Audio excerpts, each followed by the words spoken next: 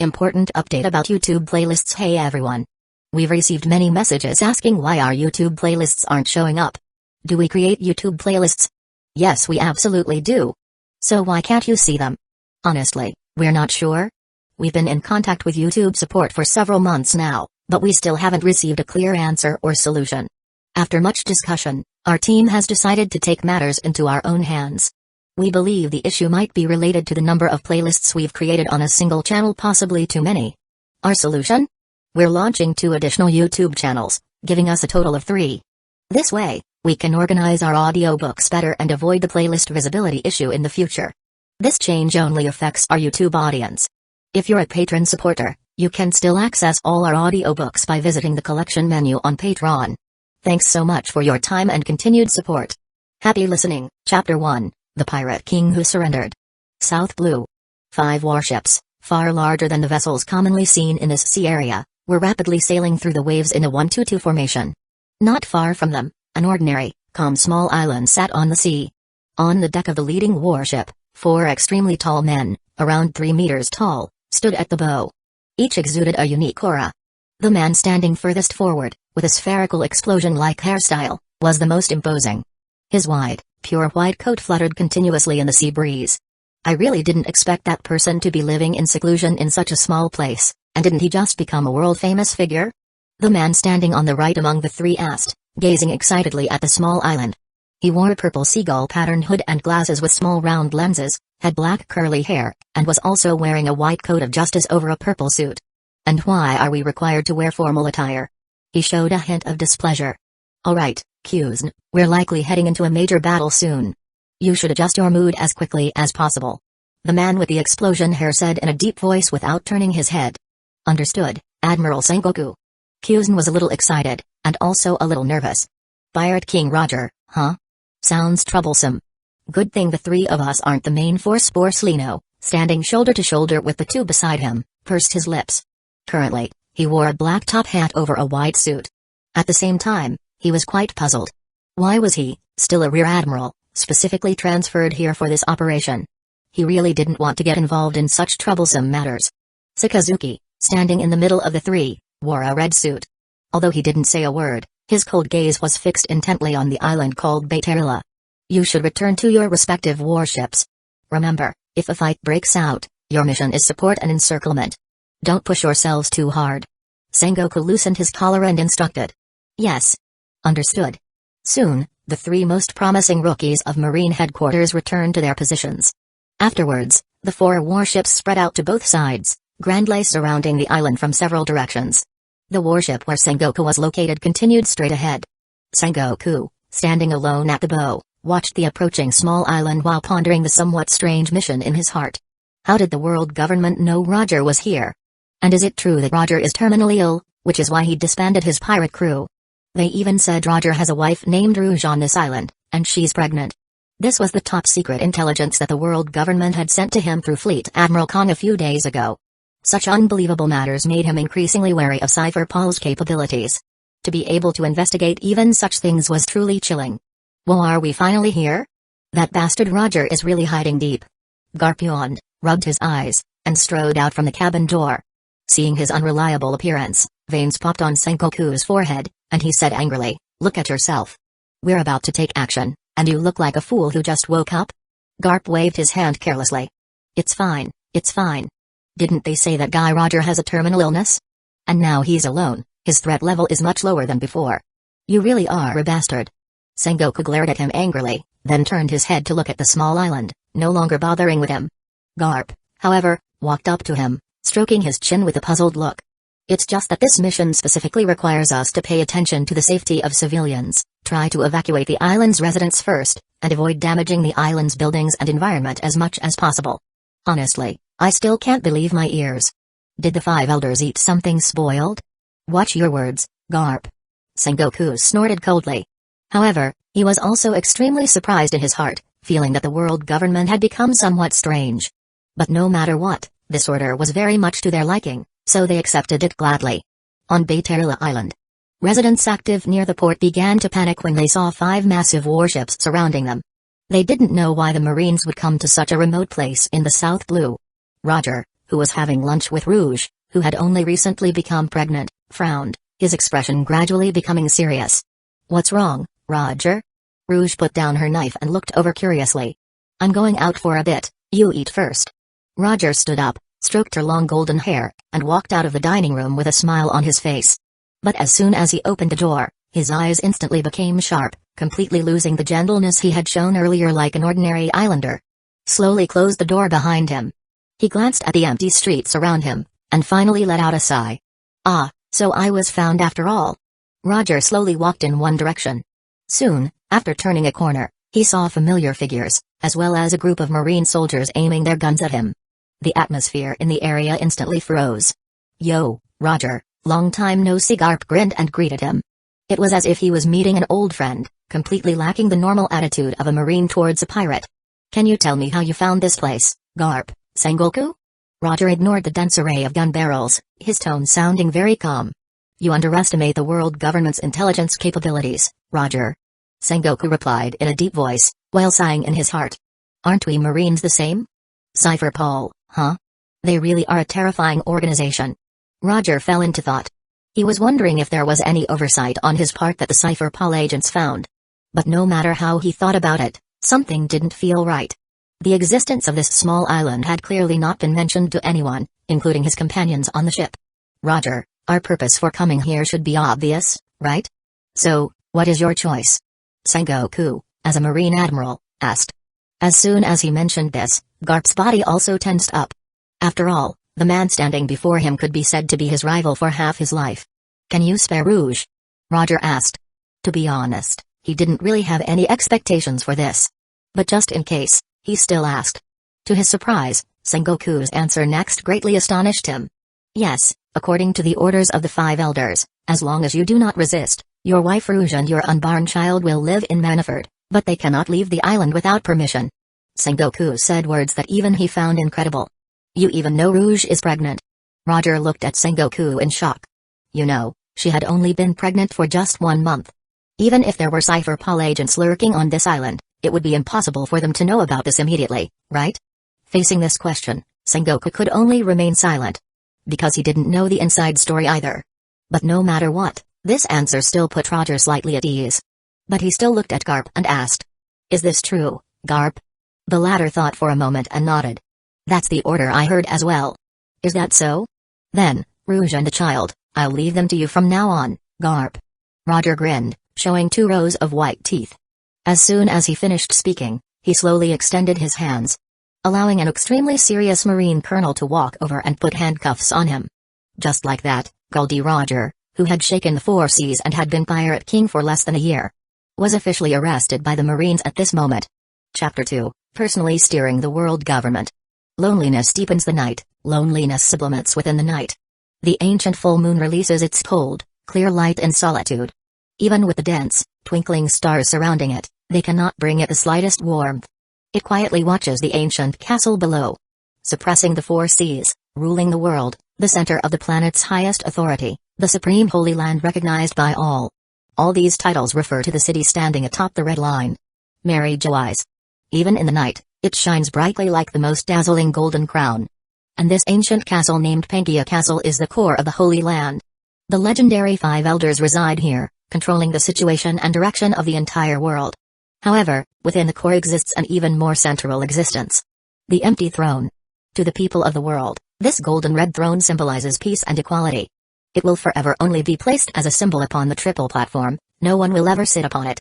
Moonlight spills from above, becoming the only light source in this empty throne hall. This makes the entire interior space seem vast, empty, and cold.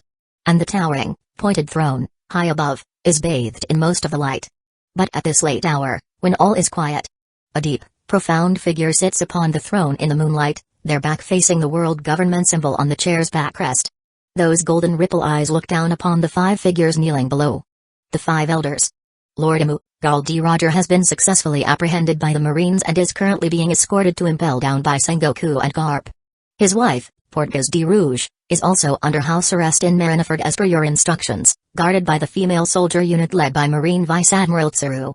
Ethan Byrne Venus Giro Saint was the first to speak. Then, Topman Warcurry Saint, kneeling to his right, took over. The five of us have discussed and considered a public execution in Roger's hometown, Logetown in the East Blue, to deter various countries and regions around the world and simultaneously suppress the arrogance of the increasingly rampant pirates. What do you think? Forbidden. This answer from the one high above startled the five individuals kneeling on the cold ground. It caused them to freeze for a moment. They truly hadn't expected Lord Demut to refuse this proposal. No matter how they looked at it, a public execution had many benefits. And based on past experience, for such minor matters, Lord Imu generally wouldn't interfere too much. What they didn't know, however, was that the adult sitting above them, although his expression remained as cold and aloof as ever, his mood at this moment was incredibly conflicted. As a transmigrator, he naturally knew that, according to common sense, a public execution would have a positive effect on the world government. But also because he was a transmigrator, he knew even more clearly what the subsequent developments of doing so would be. Maybe that Roger was just waiting for a public execution. He didn't believe that declaration that kicked off the Great Pirate Era was truly thought up just because someone happened to ask. Anyway, he felt that even if no one asked, Roger would definitely shout similar words loudly.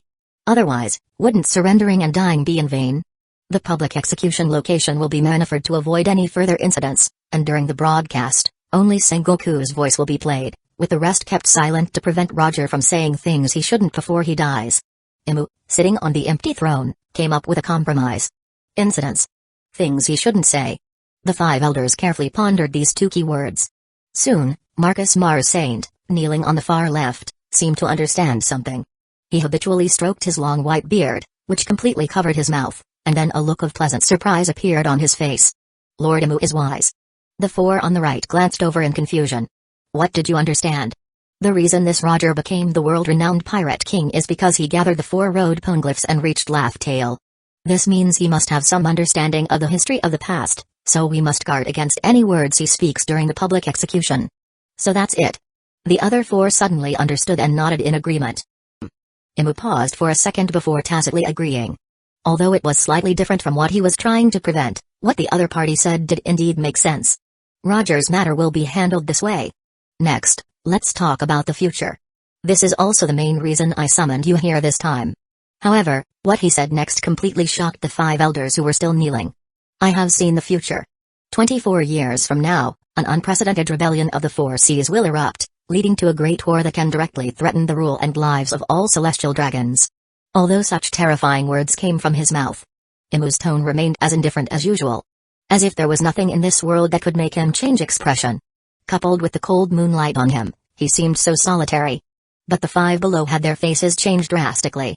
Their eyes widened, looking up with faces full of disbelief, unable to speak for a long time. What could they say? Say it's impossible? Such a thoughtless remark couldn't be said, and saying it would be treasonous. They had been the apparent controllers of the highest authority for decades, they wouldn't lack such composure and intelligence. Secondly, they genuinely had no doubt about the ability to foresee the future.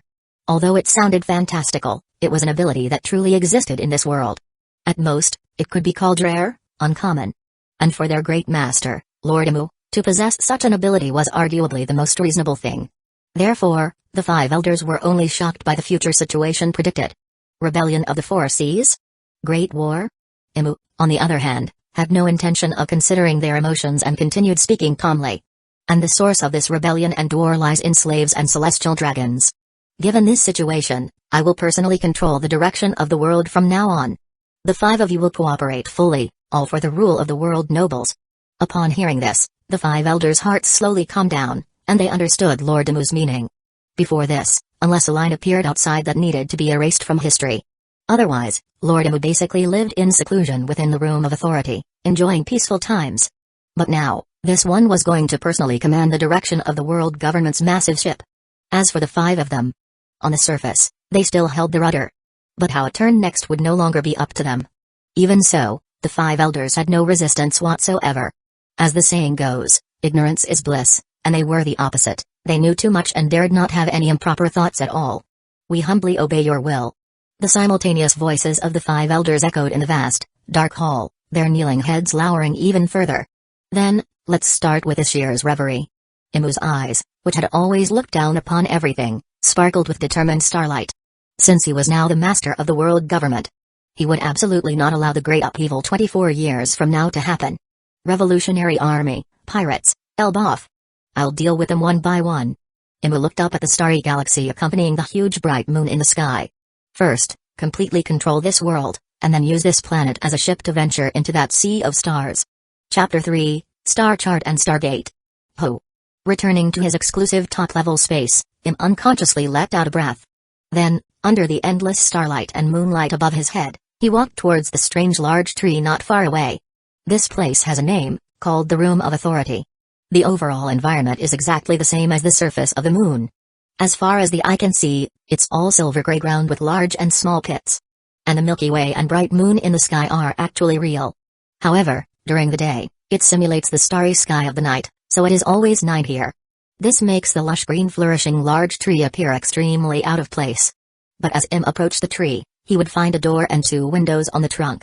When he pulled open the wooden door and walked in, he found that it was actually a complete suite inside. Bedroom, dining room, living room, wet and dry separated bathroom, bathtub, and various furniture, transponder snail, everything was available. It turned out that this was a spacious treehouse, and there were even stairs leading upstairs. Honestly, he was satisfied with all of this. After all, he couldn't afford such a good house before transmigrating. Since he was back in his wooden house and there was no one else present, the cold and aloof look on Im's face relaxed a lot as he plopped down onto the soft sofa. He leaned back on the sofa, looking up at the ceiling of the wooden house, and started spacing out. It had been almost a year since he transmigrated to this world and took over this body and identity. From the initial shock, excitement, and thrill, to calmness, it actually took less than 3 days. After all, no matter how intense one's emotions are, they cannot last for long. After calming down, he didn't immediately start taking action, but first figured out the timeline. Then, just like the original Im, he silently stayed within this room of authority. The purpose was to familiarize himself with and master the abilities he possessed, and of course, the memories. First, regarding abilities. Before transmigrating, he was just an ordinary person, so it was impossible to immediately adapt to the strength of this body. So he secretly practiced for a period. In the eyes of the maids responsible for his daily life, this Lord Imu had just become a bit more active recently, often practicing dancing sword under the moon outside. Memories were equally important. This Im had lived for over 800 years. Even if his brain automatically filtered out useless trivial memories, the total amount of information far exceeded that of ordinary people. Moreover, familiarizing himself with the memories was also a process of understanding himself.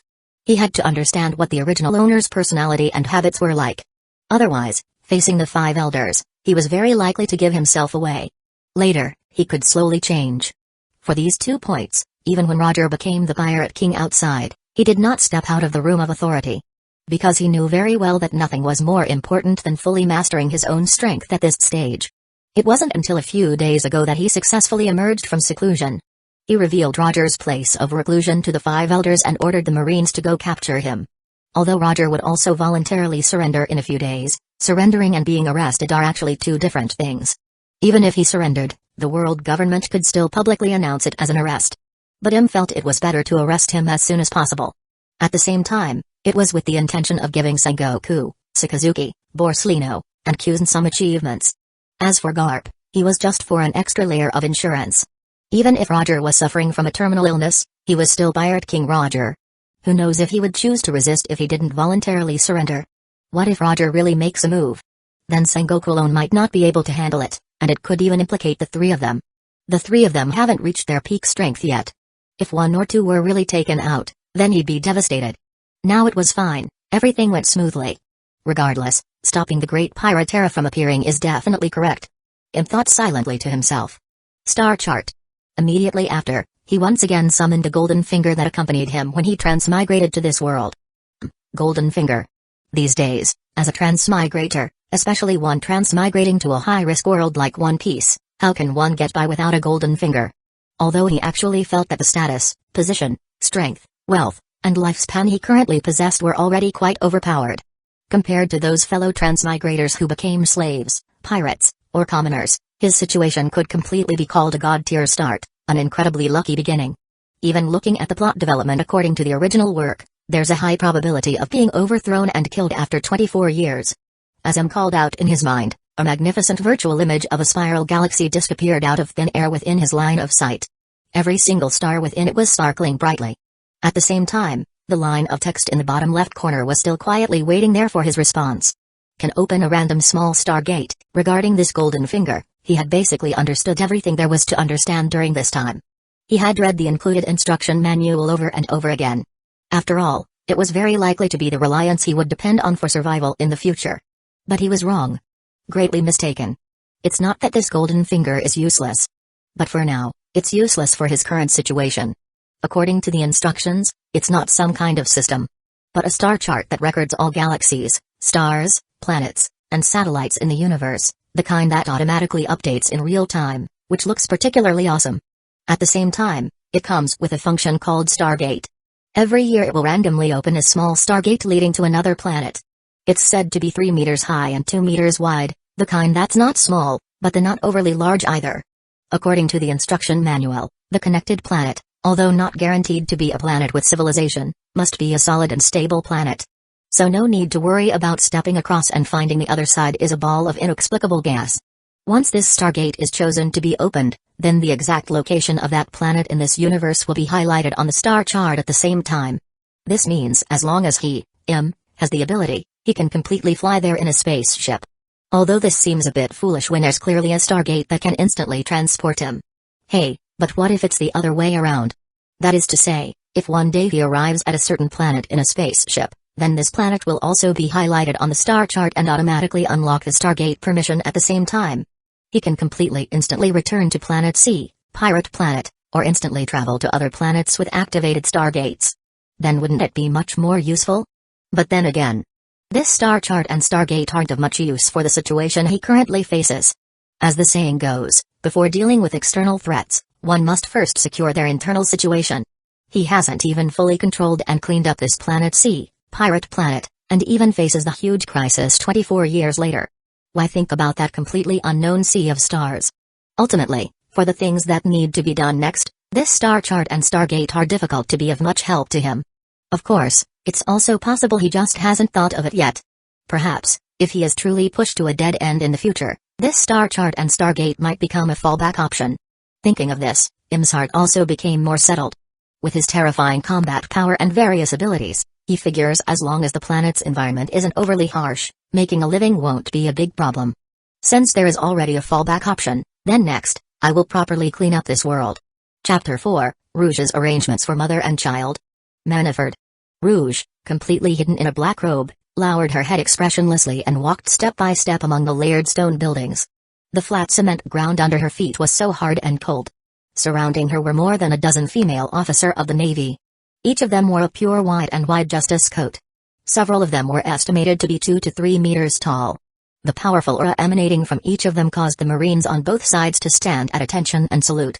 Just before, Rouge had just disembarked from the warship and was handed over by Navy Admiral Sengoku to the female officer leading the team in front of her. Roger was imprisoned on another warship.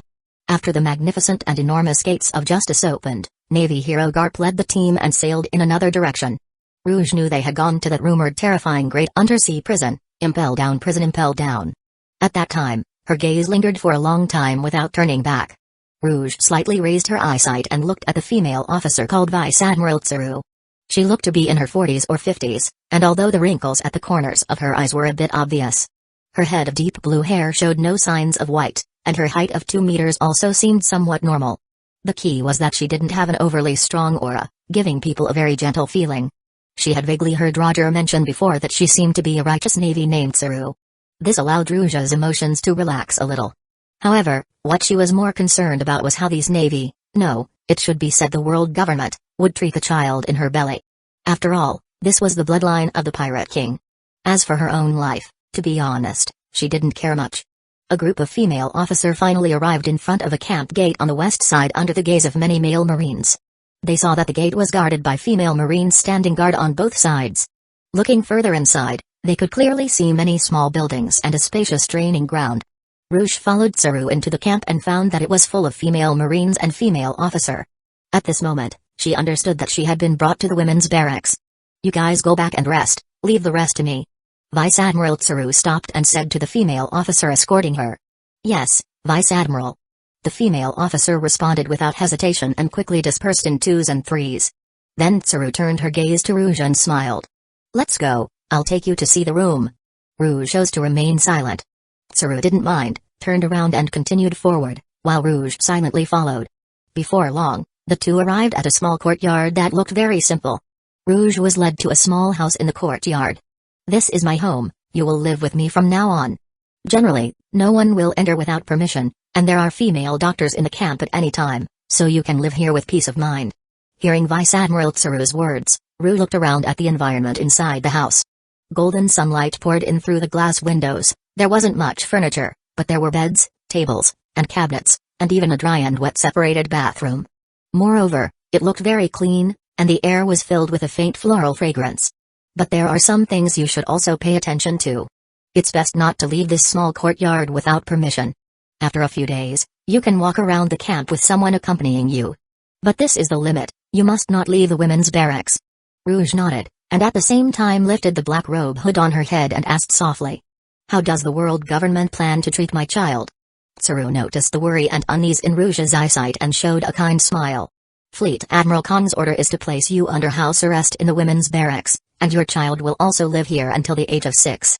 But after the age of 6, he will study at the Navy Elementary School like other children on the island, and he can go home once every 7 days, and there will be 2 long vacations every year, each lasting 30 days. When he is 12 years old, he will be promoted to the Navy Headquarters Academy, and 4 years later, he will be given different military ranks based on his grades and officially become a qualified Marine."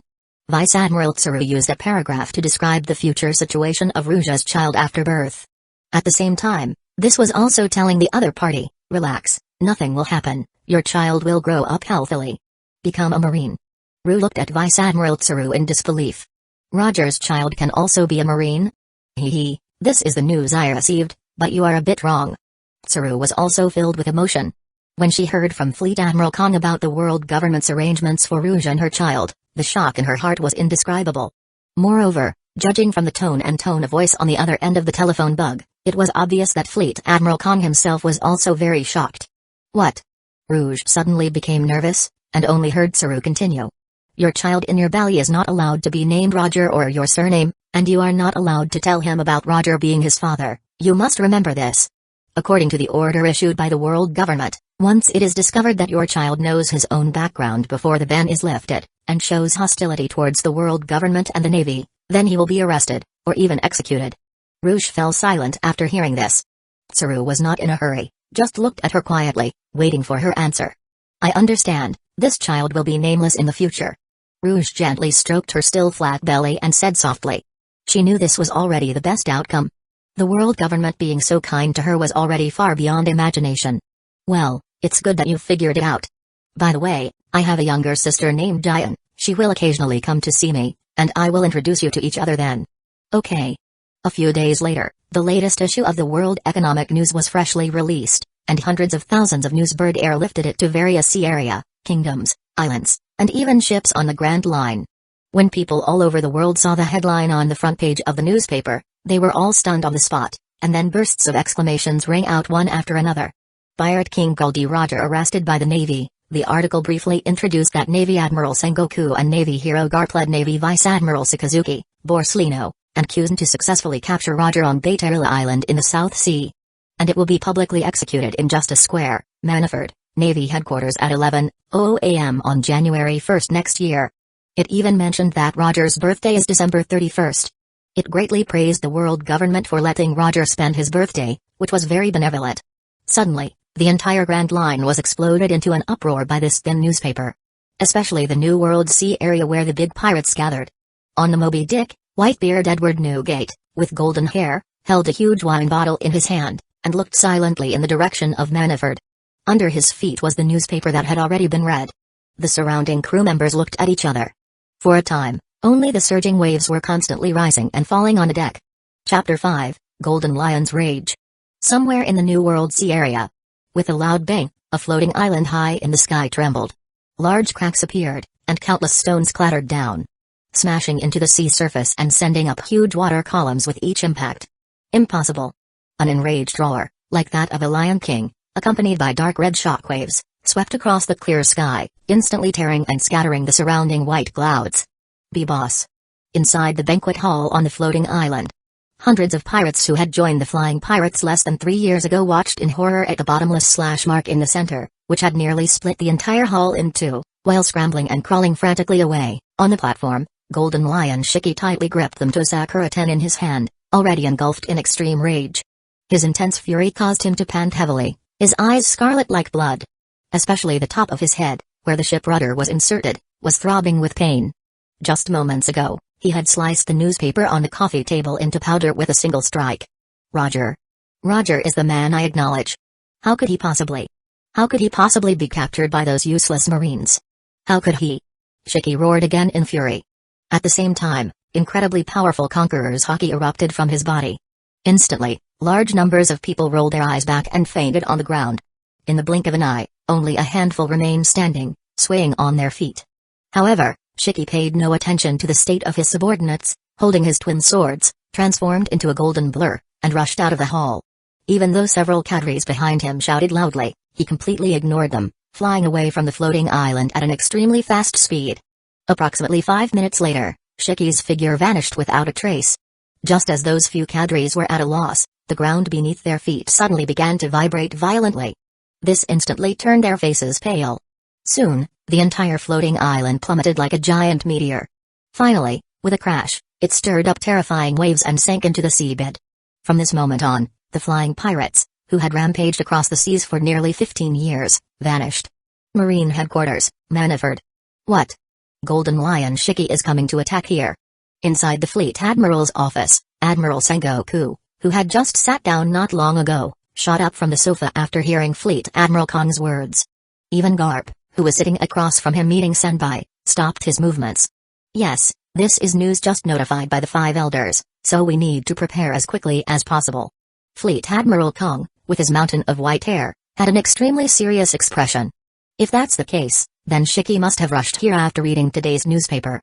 Calculating the distance and the speed of the floating island, he should arrive here around tomorrow morning? Sengoku voiced his thoughts. But Fleet Admiral Kong shook his head. No, the 5 elders said he would come alone. Alone? Garp raised an eyebrow. How dare he? Sengoku was also full of surprise and confusion, then pressed on. How did the 5 elders know this? It's unclear, they didn't say, but you can guess if you think about it a little. Fleet Admiral Kong sighed. There are Cypher Pol agents within the Flying Pirates. Sengoku immediately made the connection. It must be that spy who sent the intelligence after personally seeing Shiki leave alone, which is why it's so accurate. Yes. Fleet Admiral Kong nodded.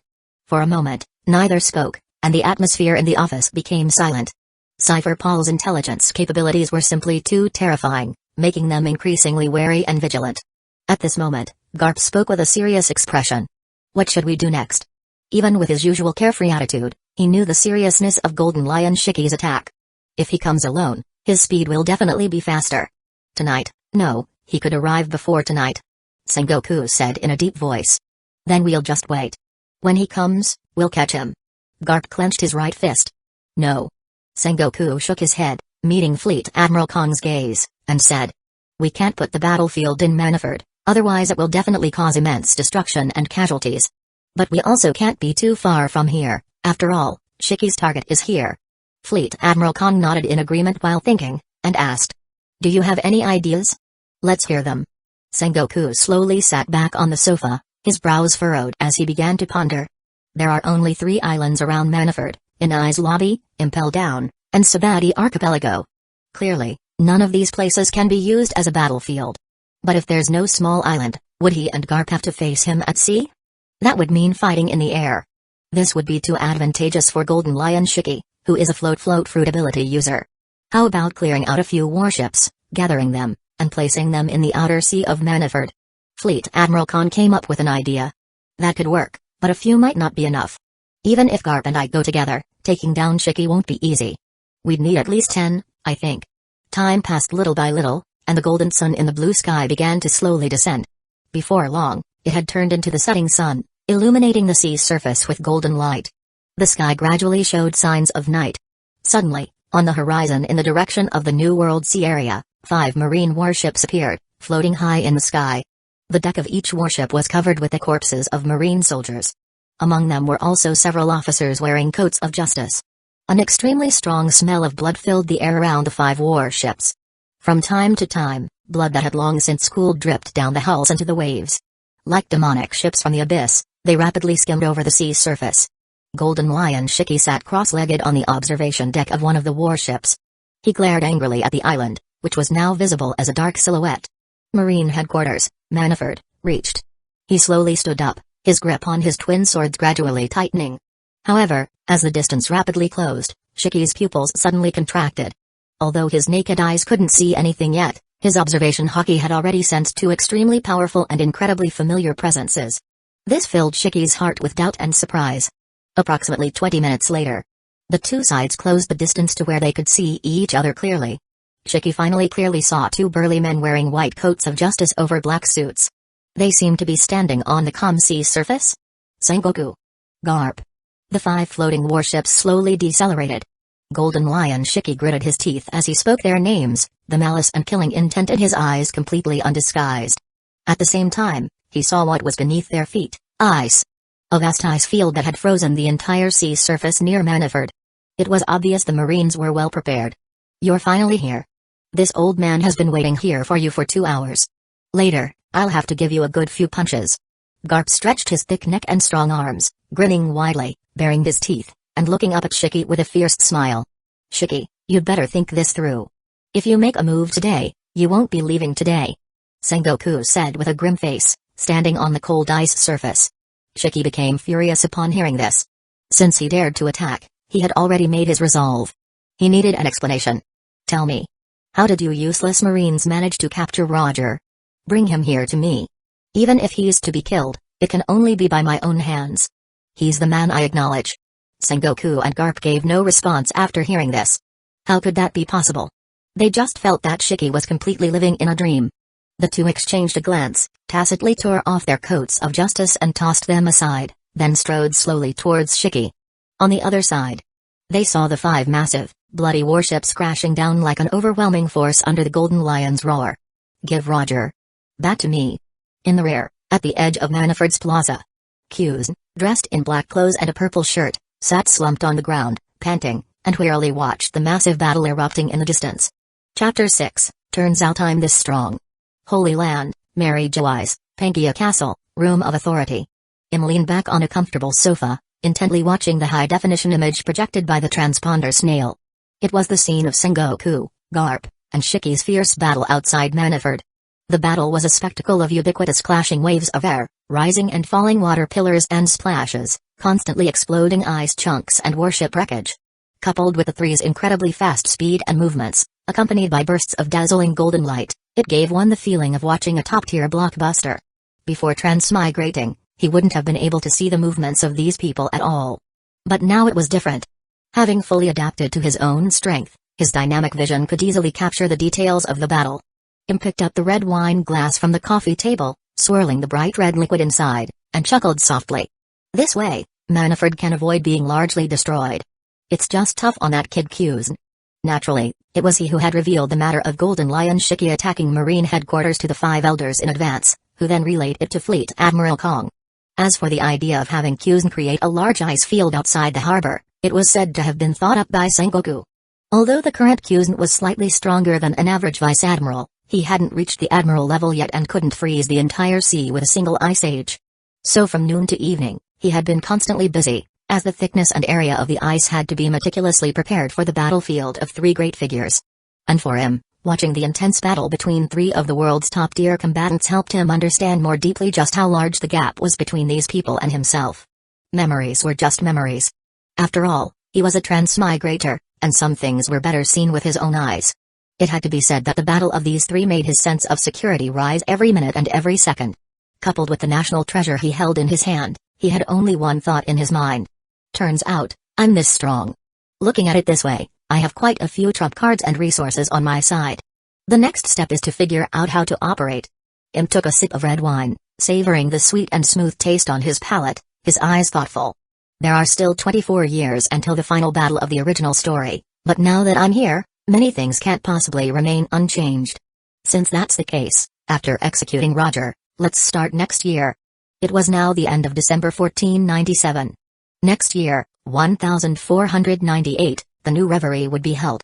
3 days later, The World Economic Journal published an extra edition, the content of which once again caused a sensation throughout the world. The headline on the front page was bolded and enlarged, reading, "Shocking. Golden Lion Shiki arrested and imprisoned." This time, the content detailed how Shiki, attempting to single-handedly attack Marine headquarters because of Roger's capture, was defeated by the prepared Marine Admiral Sengoku and Marine hero Garp working together. He himself had now been imprisoned in the world's largest prison, Impel Down. In addition, there were extremely clear photos printed on it, showing Shiki lying covered in injuries in front of Sengoku and Garp, documenting a glorious moment for the Marines. A few days ago, Pirate King Roger had just been captured and was about to be publicly executed. Now, even the captain of the Golden Lion Pirates, who had dominated the New World for over a decade, had been dealt with by the Marines.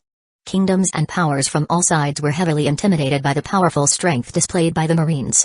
At the same time, the world government's authority was further ingrained in people's hearts, and the pirates causing trouble in the Four Seas instinctively restrained themselves. Impel Down, on the 6th floor, Infinite Hell. The nearly 5-meter-tall Magellan stood in the dim corridor, observing the new inmate in the iron cell. Around him stood several head wardens who had specifically come, all for the person inside. So this is Golden Lion Shiki? Aside from having more hair, he doesn't look like much.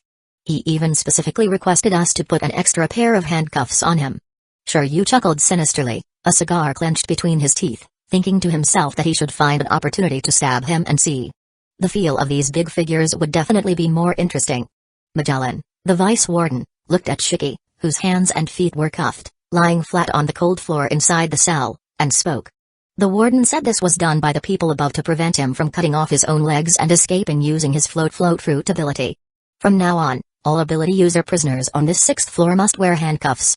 What, cut off his own legs? Shiryu and the other head wardens were all stunned for a moment, then immediately wondered if such a thing were to happen, could they stop the man inside? According to the information, besides being an awakened user of the float fruit, Shiki himself was a great swordsman, level 2 sword-style swordsman, coupled with top-tier hockey. Thinking of this, several people felt a chill. "Alright, you can't leave after seeing him," Magellan ordered in a deep voice. "Yes. Okay." The head wardens quickly responded and returned to their respective floors. Among them, Shiryu took a deep look at Magellan's back before leaving with him. Magellan himself remained standing there. After about 20 minutes, he saw the warden personally leading several people over. "Magellan, open the cell door. These people were sent by the world government. They need to interact with Shiki." Magellan glanced over. There were 5 people in total. 3 of them wore standard black suits and leather boots, all exuding a capable aura. The other 2 carried small white boxes and didn't seem to be combat personnel. Alright. The warden had given the order, so of course he had to obey. The key to the cell in Infinite Hell was on him. Of course, the warden also had one, but would the boss personally handle such a matter? Soon, Magellan opened a cell door. The 2 people carrying boxes and 1 person in a black suit went inside. The remaining 2 people in black suits stood guard at the entrance, in a posture that didn't allow anyone to enter. "This is?" Magellan looked at the warden in confusion, but the latter shook his head. "Don't ask too many questions, it has nothing to do with us. I heard they will be coming often from now on. You just need to be responsible for bringing them here, opening and locking the door." Magellan nodded silently. The people inside were very quick. They came out in less than 5 minutes, then followed the warden and left quickly without saying a word. Magellan looked at them, then walked closer to the cell door and looked inside, finding that the still unconscious Shiki inside showed no changes. Room of Authority, M received a transponder snail call from the 5 elders. "Lord Imu, Shiki's blood has successfully arrived at Punk Hazard. Good. Have Dr. Vegapunk try to replicate the float fruit. This ability is of great use to our world government, and its priority is higher than the research on Kaido's genes and abilities. Also, keep a close eye on Shiki. Don't let him die, and don't let him become disabled. He is still useful. We shall obey your will." Click, placing the receiver back on the transponder snail's head, Im gazed at the lunar surface environment and a scattered Milky Way outside the window. He was thinking about this person, Vegapunk. According to the original story, he clearly perfectly replicated Kaido's Azure Dragon Fruit, yet claimed to the world government that it was a failed product. Was it that the latter truly believed it was a failure, or did they know it was successful but lied? It seems this doctor isn't entirely honest either. Also, Golden Lion Shiki. He had originally thought about having Vice Admiral Tsuru go and cleanse his heart, and then have someone brainwash him to become a loyal hawk of the world government. But then he thought of an even better idea and held back. However, This idea of his would require waiting a few more years. A crucial item needed to be found first. No rush, take it slow. Im's gaze lingered on the bright moon in the sky. Chapter 7, Stopping the Great Pirate Era. The calendar turned day by day. Under the anticipation of countless people worldwide, January 1st, 1498, finally arrived at the moment a new golden crow rose over the sea. On this day, countless people gathered before the visual Den Mushi, waiting with heavy hearts for the protagonist's arrival. Impel down, outside the gate on the first level above the sea. 5 headquarters-level marine warships, each capable of holding 800 people, lined up side by side. Inside, the jailers were all out, with one person standing guard with a gun every few meters. The jailer beasts and chief guards led teams of jailers on continuous patrols, the entire atmosphere so oppressive it was suffocating. The 6th basement level, Infinite Hell. Roger. Roger. Tell me, why were you caught? Tell me. Roars of anger continuously echoed. Ever since Golden Lion Shiki awoke from his coma and sensed the presence of his old friend, he had fallen into extreme emotion, roaring and questioning incessantly. But no matter how he shouted or asked, there was no response from Roger's side. He just sat there quietly, head lowered, reminiscing and contemplating. Until another old friend appeared outside his cell. Is it time, Garp? Roger raised his head, his sharp gaze meeting his gaze. Garp nodded. It's time to depart. Destination, Marine Headquarters. Hearing this, Roger's brow furrowed slightly, but quickly returned to normal. What about Rouge? How is she? She's doing well. She's living with Tsuru now.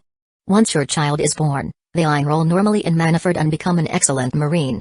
Speaking of this, Garp paused, then continued. However, he won't know who his father is. Is that so? Become a Marine? That's not bad. But you Marines, or rather, the world government, are surprisingly merciful. Roger grinned and laughed. Yes, I find it strange too, but those people did well this time. Garp said. Then I'll leave it to you, Garp. Let him follow you from now on. At this point, Roger could only entrust his wife to Garp. Garp furrowed his brow. But seeing the plea in Roger's eyes, he ultimately couldn't bear to refuse. Don't worry, I'm here.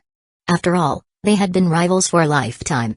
Meanwhile, Shiki's shouting continued, but the two present didn't pay him any mind until they left Infinite Hell. Before long, the fleet escorting Roger sailed out of the comm belt. Once the gates of justice slowly opened, they continued along the correct current of the giant whirlpool, returning to the port outside Manaford at extremely high speed. Garp stood on the deck of the warship, looking towards the plaza within the port. What met his eyes was a dense crowd. It was a formation composed of tens of thousands of Marine officers and Marine headquarters soldiers. In front of them, and also directly in front of the Fortress of Justice, a tall execution platform had already been prepared, and several visual Den Mushi were aimed at it from a distance. Everything was ready. The warship docked at the port, and Garp personally led Roger, who was wearing handcuffs, down.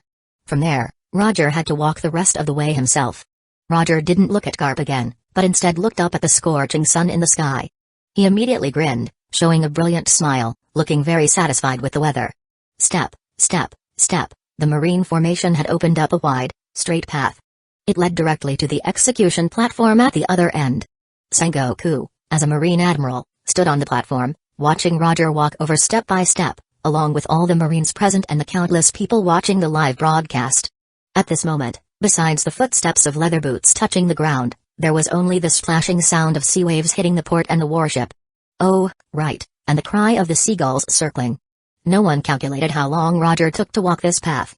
Everyone waited in silence, watching him walk step by step onto the tall execution platform, finally sitting down cross-legged beside Sengoku. This view is really nice. Roger looked down at the dense Marine formation below him and laughed.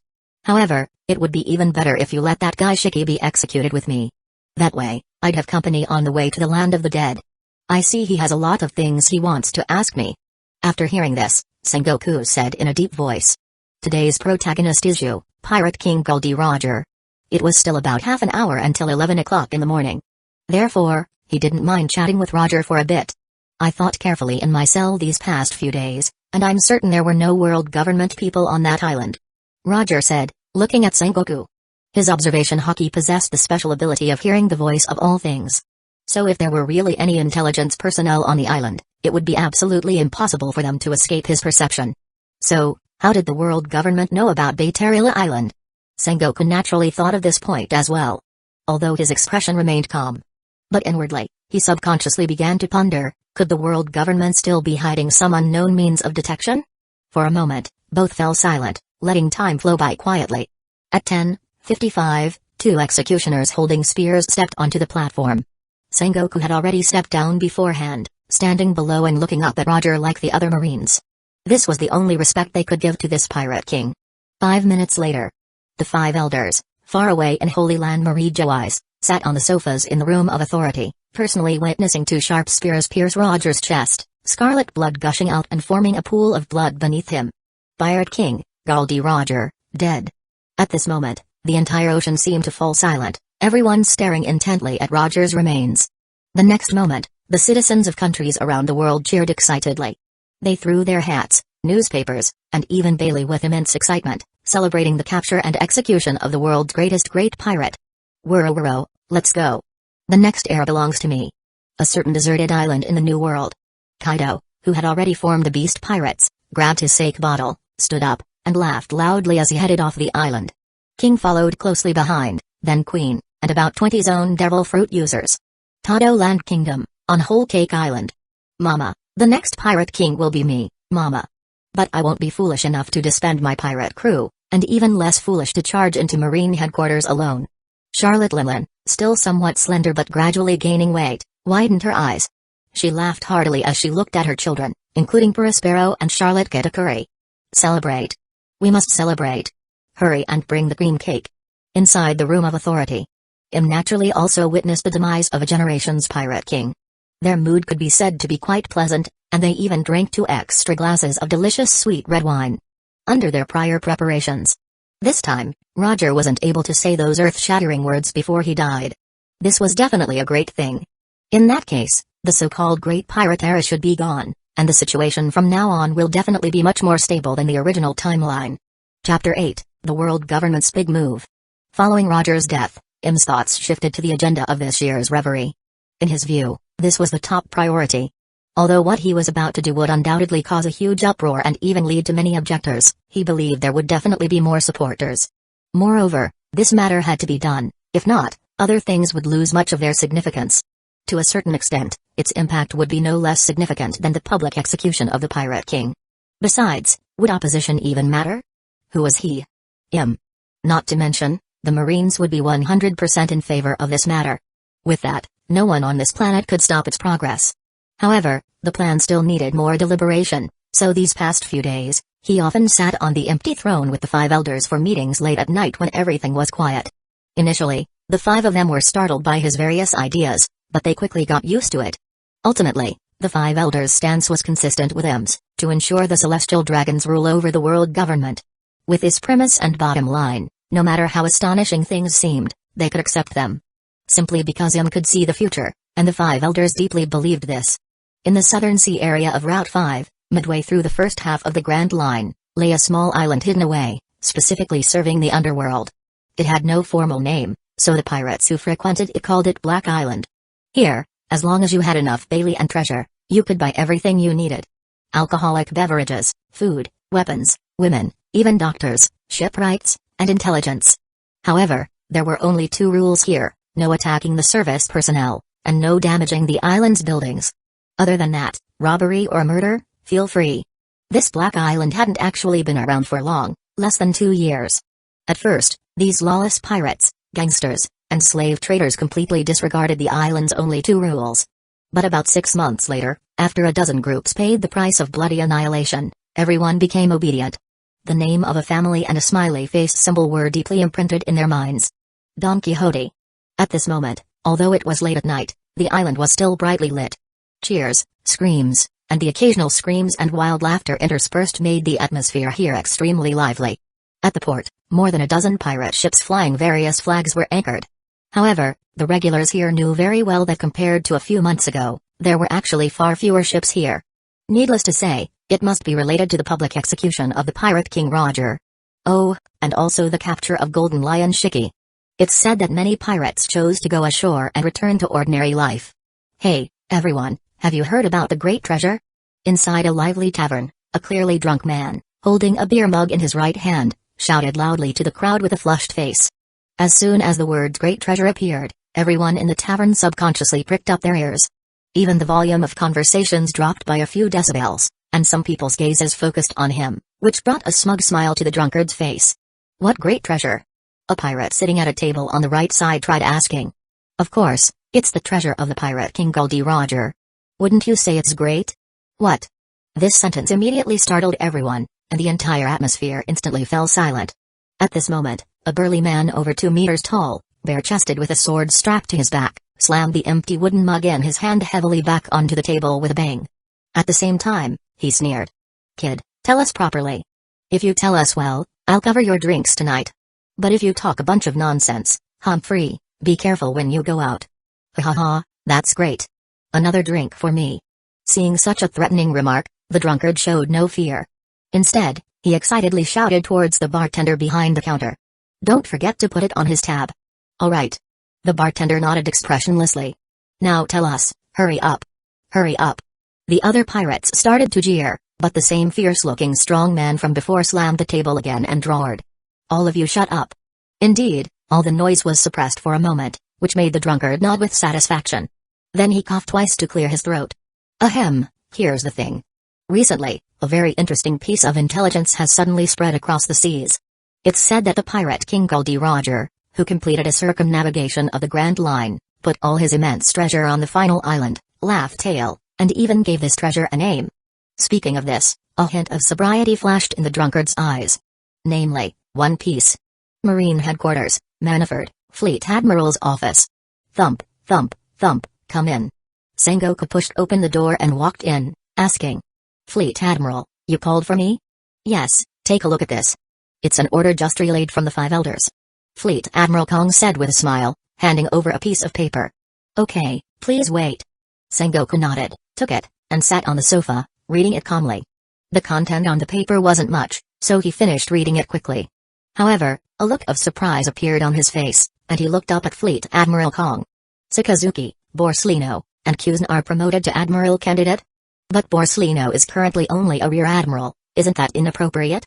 That kid will be promoted to Vice Admiral at the same time this time. After all, he went along for the arrest of Roger. Fleet Admiral Kong explained with a smile, then asked a question. How is it? Any thoughts? Sengoku pondered for a moment and replied. Unexpected, yet reasonable. As for their strength, except for Kuzan who is still somewhat lacking, the other 2 have surpassed most Vice Admirals. There's no problem with them being Admiral candidates, it's just that we didn't expect the world government to promote them so easily, right? Yes, I originally thought it would take a few more years. After all, with Roger's execution, the situation at sea has greatly improved, and the demand for Marine Admirals isn't as great. But as soon as Sengoku finished speaking, he suddenly connected some things and continued.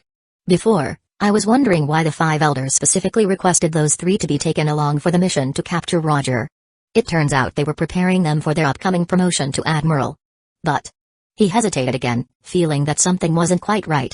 But why has the 5 elders' attitude towards us changed so much, becoming so friendly, right? Fleet Admiral Kong said. Yes. Sengoku admitted this point. Having been a Marine Admiral for so many years, and also having the nickname Tactician, he had long since noticed the world government's deliberate suppression of the Marines. Many times, the promotion of a Marine Admiral wasn't just about reaching the required strength. The most important factor was the world government's needs in this regard. Otherwise, there were various ways to keep you at the Vice Admiral or even Admiral candidate level, unless you achieved a great merit. I was also very strange about this at first, but through talking with the 5 elders, I've roughly guessed something. Fleet Admiral Kong said while thinking. Please tell me. I heard that at this year's reverie, the world government will have a big move. Perhaps they are preparing for this. After all, currently, there is only you as an admiral on the surface. Fleet Admiral Kong looked at Sengoku meaningfully. Chapter 9, House Arrest for a World Noble. As soon as the news of Sakazuki, Borsellino, and Kuzan's official promotion to Admiral candidate was announced, information about the 3 immediately attracted attention from countries around the world. The titles Okainu, Kizaru, and Okiji also spread across the seas. If it were ordinary people becoming Admiral candidates under normal circumstances, it wouldn't cause too much of a stir or draw excessive attention. The problem was that after the events of Roger's execution and Shiki's capture, the Marines were currently in the spotlight, and their every move was amplified. Most crucially, all 3 of them were top-tier Logia users, which was what surprised people. Furthermore, Each of them stood around 3 meters tall, making their extraordinary potential obvious to anyone with a brain. Especially the kings of the various countries under the world government, they could fully envision that within the next few decades, the Marines would possess 3 Marine admirals who were top-tier Logia users. West Blue, Illusa Kingdom. 2 headquarters warships, much larger than branch warships, escorted an extremely luxurious and pure white ship, slowly sailed into the port of this country. The white sails, imprinted with a world government symbol, billowed in a sea breeze. At this time, King Xuan-Da-Uruk had ordered all other ships in the entire port to evacuate, ensuring that the arrival of the world noble would be met with the cleanest and most spacious appearance possible. Meanwhile, he himself led all the nobles in the country waiting at the dock, watching the ship dock with reverence. Hundreds of the strongest and most capable soldiers, armed with swords, stood solemnly at their posts, their gazes fixed forward, maintaining order within several hundred meters. Not long after, the luxurious ship finished docking. 4 long, wide wooden planks slid down from the deck and were joined together. 2 individuals wearing attendant uniforms immediately laid a layer of brightly colored soft red carpet on the wooden planks, connecting perfectly with the red carpet under King Xuan-Da-Uruk's feet. Immediately after, a large number of spear warriors clad in full plate armor quickly disembarked in 2 teams, taking over the security of the entire dock in an instant. Regarding this, neither King Xuan-Da-Uruk nor the other nobles, great or small, had any objections. They simply focused their gaze on the most esteemed individual. A celestial dragon. A blond man, wearing a transparent bubble on his head, a white jumpsuit, and a golden cloak, allowed the sturdy slave beneath him to slowly carry him down the red carpet. Behind him followed 2 government members in black suits and leather boots. Isn't that Captain Ana'ur? A noble's face changed, and he whispered to the person beside him. Yes, it's him, Black Tiger Ana'ur of the Tiger Claw Pirates. Didn't he make a high-profile announcement 2 years ago before entering the Grand Line? How did he become a slave? I remember his bounty amount was as high as 43 million Bailey. The nobles who recognized the slave's identity exchanged whispers, filled with surprise and uncertainty. Cough cough. King Xuan-Da-Uruk glared back at them with displeasure, then adjusted his attire and stepped forward, bowing respectfully to greet him. A most warm welcome to the supreme descendants of the creators, Saint Rosweld, upon your arrival at the Illusa Kingdom. I am King Xuan-Da-Uruk. The latter, sitting cross-legged on Captain Ana'ur's back, glanced at the surrounding environment and the welcoming nobles, and snorted coldly. A king is one thing, but since when do low-level nobles have the right to stand before a celestial dragon? Yes, this is my mistake. Xuan-Da-Uruk was momentarily stunned but quickly reacted, apologizing profusely. He then turned around and shouted at the assembled nobles. What are you waiting for? Quickly kneel and pay homage to the great Saint Rosweld. The faces of the nobles, big and small, stiffened. After all, they were accustomed to being arrogant in their own country. Just then, the elderly duke standing at the very front knelt down without hesitation, touching his head to the soft red carpet. With him taking the lead, the others also reacted, one after another, mimicking the old duke and kneeling down on either side. Seeing this scene, King Xuan-Da-Uruk breathed a sigh of relief in his heart, while also mentally praising the old duke. Not bad. Saint Rosweld nodded, very satisfied with the attitude of these nobles, and his impression of this kingdom improved significantly. Let's go, I'm tired of sitting on this ship. Let's eat something first. Yes, I have already ordered the best chefs in the entire country to be ready. This way, please. King Xuan-Da-Uruk turned sideways and extended his hand, gesturing for Saint Rosweld to go first. The latter didn't stand on ceremony, stomping on the back of Captain Ana'ur's head beneath him, and headed towards the royal palace on the island, with dozens of nobles kneeling on either side. Pu'aparu. However, just as he reached the other end of the red carpet and was about to step onto the clean, flat stone path, the sound of a transponder snail came from behind him. This caused Saint Rosweld to subconsciously turn his head, because he knew it was the dedicated Line Den Mushi from Holy Land Marie Jawais.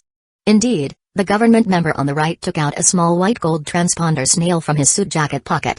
As he took down the handset and connected the call, the transponder snail's appearance changed, and it began to speak. 5 Elders command, all celestial dragons currently outside are to return to the Holy Land immediately upon receiving this notification. There shall be no delay.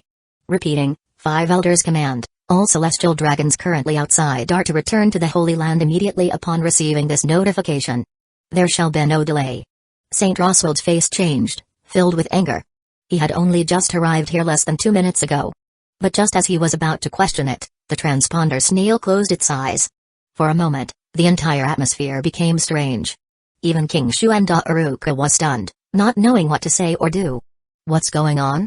St. Roswald, what do you think? The Cipher Paul member agent holding the white gold transponder snail asked softly. Hiss. Pooh. St. Roswald's face was ashen. He hesitated for a moment, then took a deep breath and jumped directly off the slave captain, striding towards his luxurious ship. Go back. Although he was a celestial dragon, the 5 elders were also celestial dragons, and of the highest rank. He had no choice but to obey such a direct command. However, he would still ask questions upon his return. Suddenly, he stopped and said to the bewildered King Shuanda. This slave is yours. You're very good. Thank you, St. Roswald. King Shuanda watched with surprise and uncertainty as the celestial dragon boarded the ship again. 5 minutes later, even the Holy Guard soldiers withdrew completely. 10 minutes later, the luxurious ship and the 2 headquarters warships set sail once more. Holy Land Marie-Joise, Pangaea Castle, Room of Authority.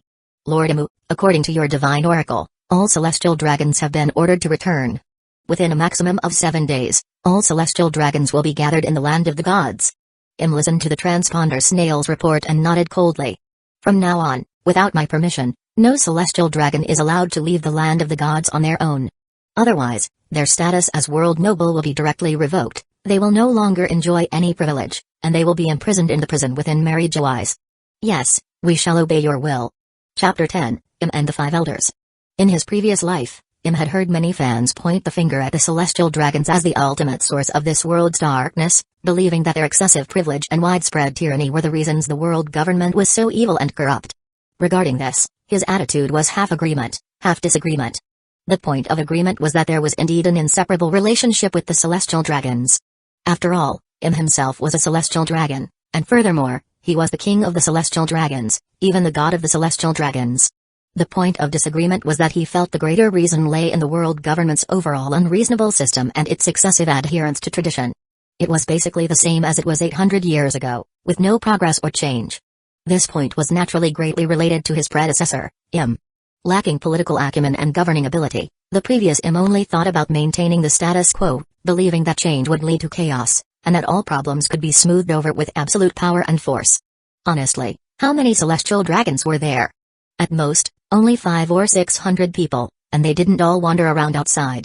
Most preferred to stay in Marie-Joise, and unless they were extremely bored and wanted to go out for a stroll, they had no interest whatsoever in the polluted air of the mortal world. Secondly, the royalty and nobles of various countries were also a big problem. Don't think there were many good royals like those in Alabasta, Dressrosa, or Fishman Island. They could truly be described as rare as phoenix feathers and Kylan horns. When it came to doing evil, most royals and nobles were truly not necessarily much more restrained than the celestial dragons, and their numbers and scope of influence were far greater than the latter. But regardless, the step of confining the celestial dragons was first change to the world government. Didn't they cause trouble whenever they went out? Then don't go out. Stay obediently in the land of the gods' residential area. Anyway, there's food and drink inside, the space is large enough, and there's no shortage of gardens or rivers, so it's not exactly mistreatment. As for stripping the celestial dragons of their privilege and status, would absolutely never do such a thing. As the saying goes, where you stand determines what you see. A person must understand their position and identity. Ultimately, his core power came from the group of celestial dragons, and more specifically, from the successive 5 elders. Doesn't that sound a bit strange? Clearly, was the king of the celestial dragons, and even the initial status of the celestial dragons was granted by him.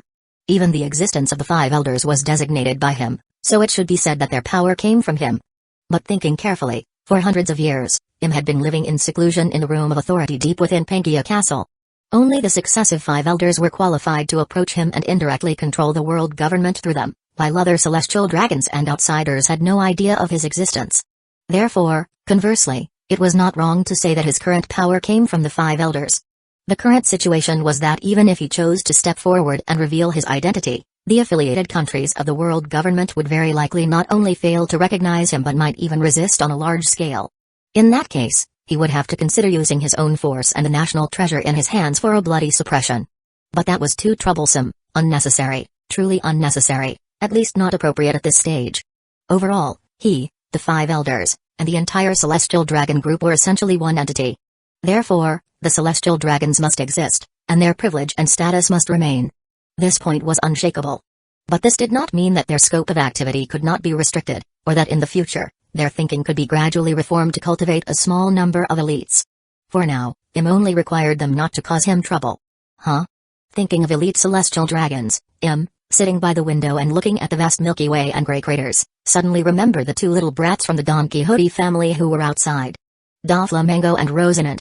He was thinking about how to arrange and utilize these two people, especially Doflamingo. If used well, that guy could indeed help him with many things.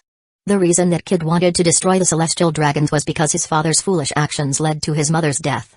Also, when he tried to return to the celestial dragon community with his father's head, he was collectively rejected and mocked by the celestial dragons, so he developed an extreme hatred for the celestial dragons from a young age. But from another perspective, didn't that also prove Doflamingo's yearning to return to the celestial dragons? I can't try.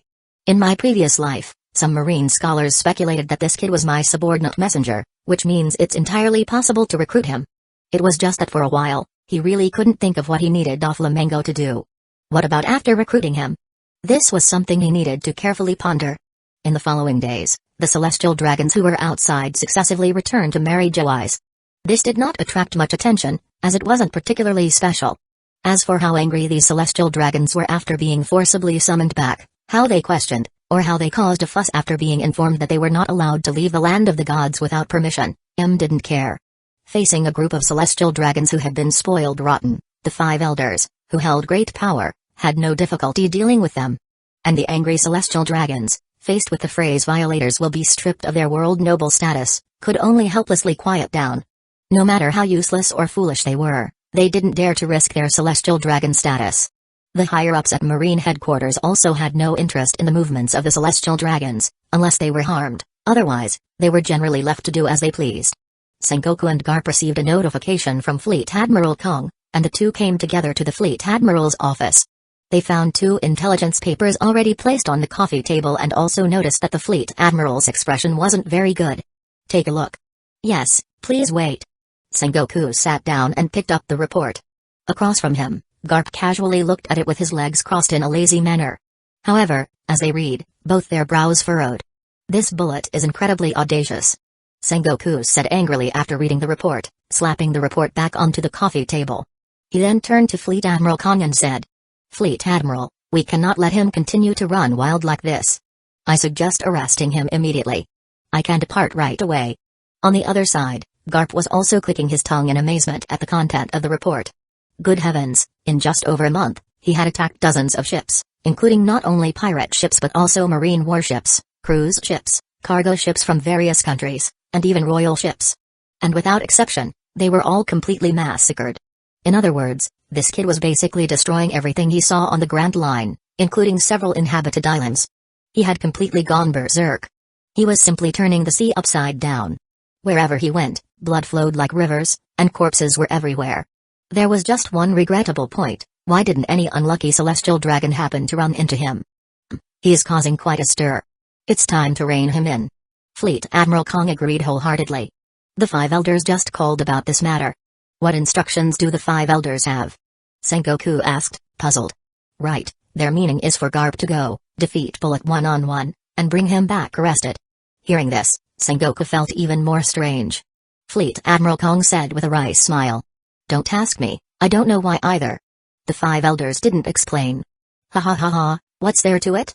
This old man will go himself. I heard this kid even fought Rayleigh to a draw. Interesting, very interesting. Garp burst into laughter, even laughing until tears came out.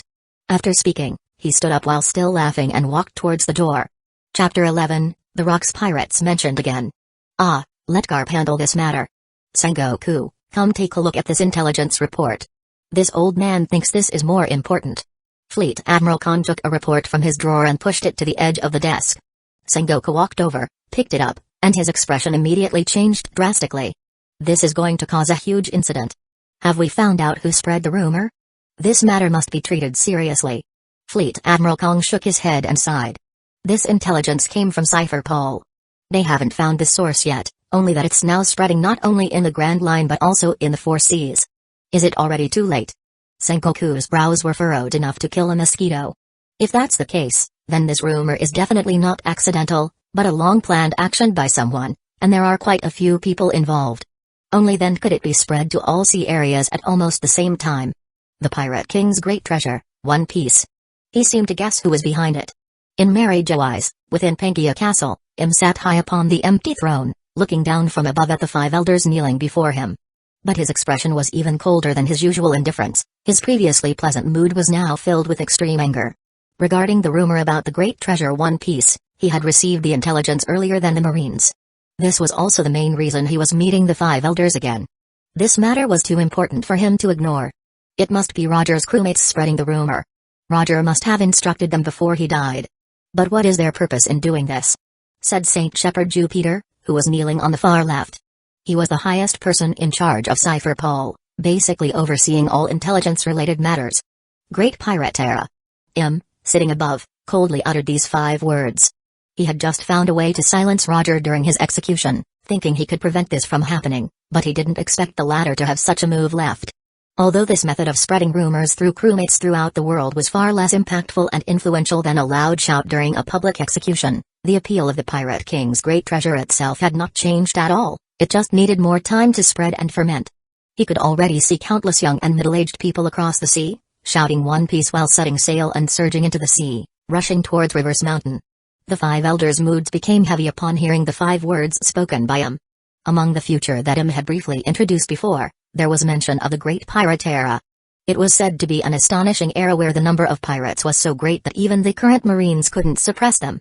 For 800 years, the sea under the world government's rule, although occasionally turbulent, had generally maintained relative peace and order. However, the Great Pirate Era triggered by Roger caused the entire sea, regardless of the area, to boil over. The 5 elders had also originally thought that such a thing would not happen again, but now they had to admit that both they and had underestimated this Pirate King. We should order the kings of the affiliated countries to strictly control their people from going out to sea, and also have the navy branches everywhere increase their patrol efforts. At the same time, have Cypher Paul arrest those who dare to spread rumors to deter the world and the sea. Saint Ethanbron Venus Jiro, kneeling second from the left and holding the Shodai Kaitetsu, proposed with a fierce expression. The other 4 all nodded in agreement.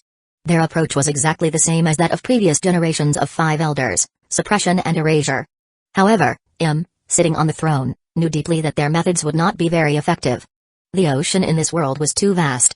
Although the Marines had many people and quite a few warships, facing the infinitely vast sea, it was difficult to patrol very strictly.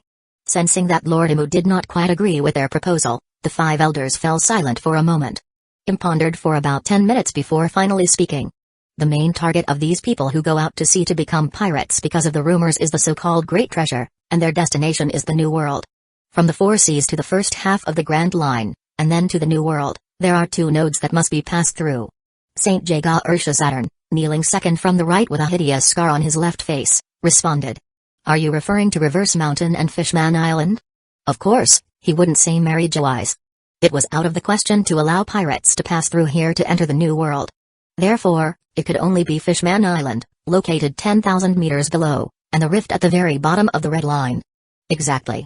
If a Navy branch is set up at the entrance of Reverse Mountain, specifically to intercept and check the identities of passing ships, it can directly block the influx of pirates from the 4 seas into the Grand Line. Im's idea originated from customs in his previous life. The geographical environment of Reverse Mountain could make the role of customs almost perfect. There are essentially only 2 ways for a ship to enter the Grand Line from the 4 seas, one is through the Calm Belt, and the other is through Reverse Mountain. Of course, if one is strong enough, they can indeed go through the Calm Belt, but how many of the pirates from the 4 seas can pass through the Calm Belt? Excellent method. This method is too good. St. Marcus Mars praised greatly. That's right, and not only can a Navy branch be set up at the base of Reverse Mountain on the Grand Line side, but a Navy branch can also be set up at the entrance on the 4 seas side, or a few warships can be stationed there long-term as the first checkpoint. St. Topman Warkery, kneeling in the very center with a birthmark on his forehead, seemed to have opened the door to a new world, and many new ideas emerged in his mind. This is a good method, but St. Ethanbron Venus Jiro, holding the Shodai Kaitetsu, hesitated. Im's gaze turned to him. But what? Tell me. However, this places considerable demands on the combat power and troop strength of the Marines responsible for guarding the Reverse Mountain branch. They will face countless ships from the 4 sea areas.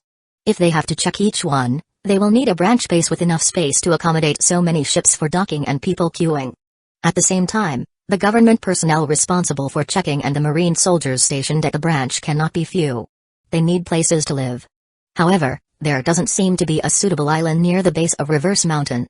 Saint Ethenborough Venusjura laid out his thoughts one by one. Also nodded secretly, acknowledging that these were indeed issues that could not be ignored. The other 4 or 5 elders pondered hard. What could they do if there was no island?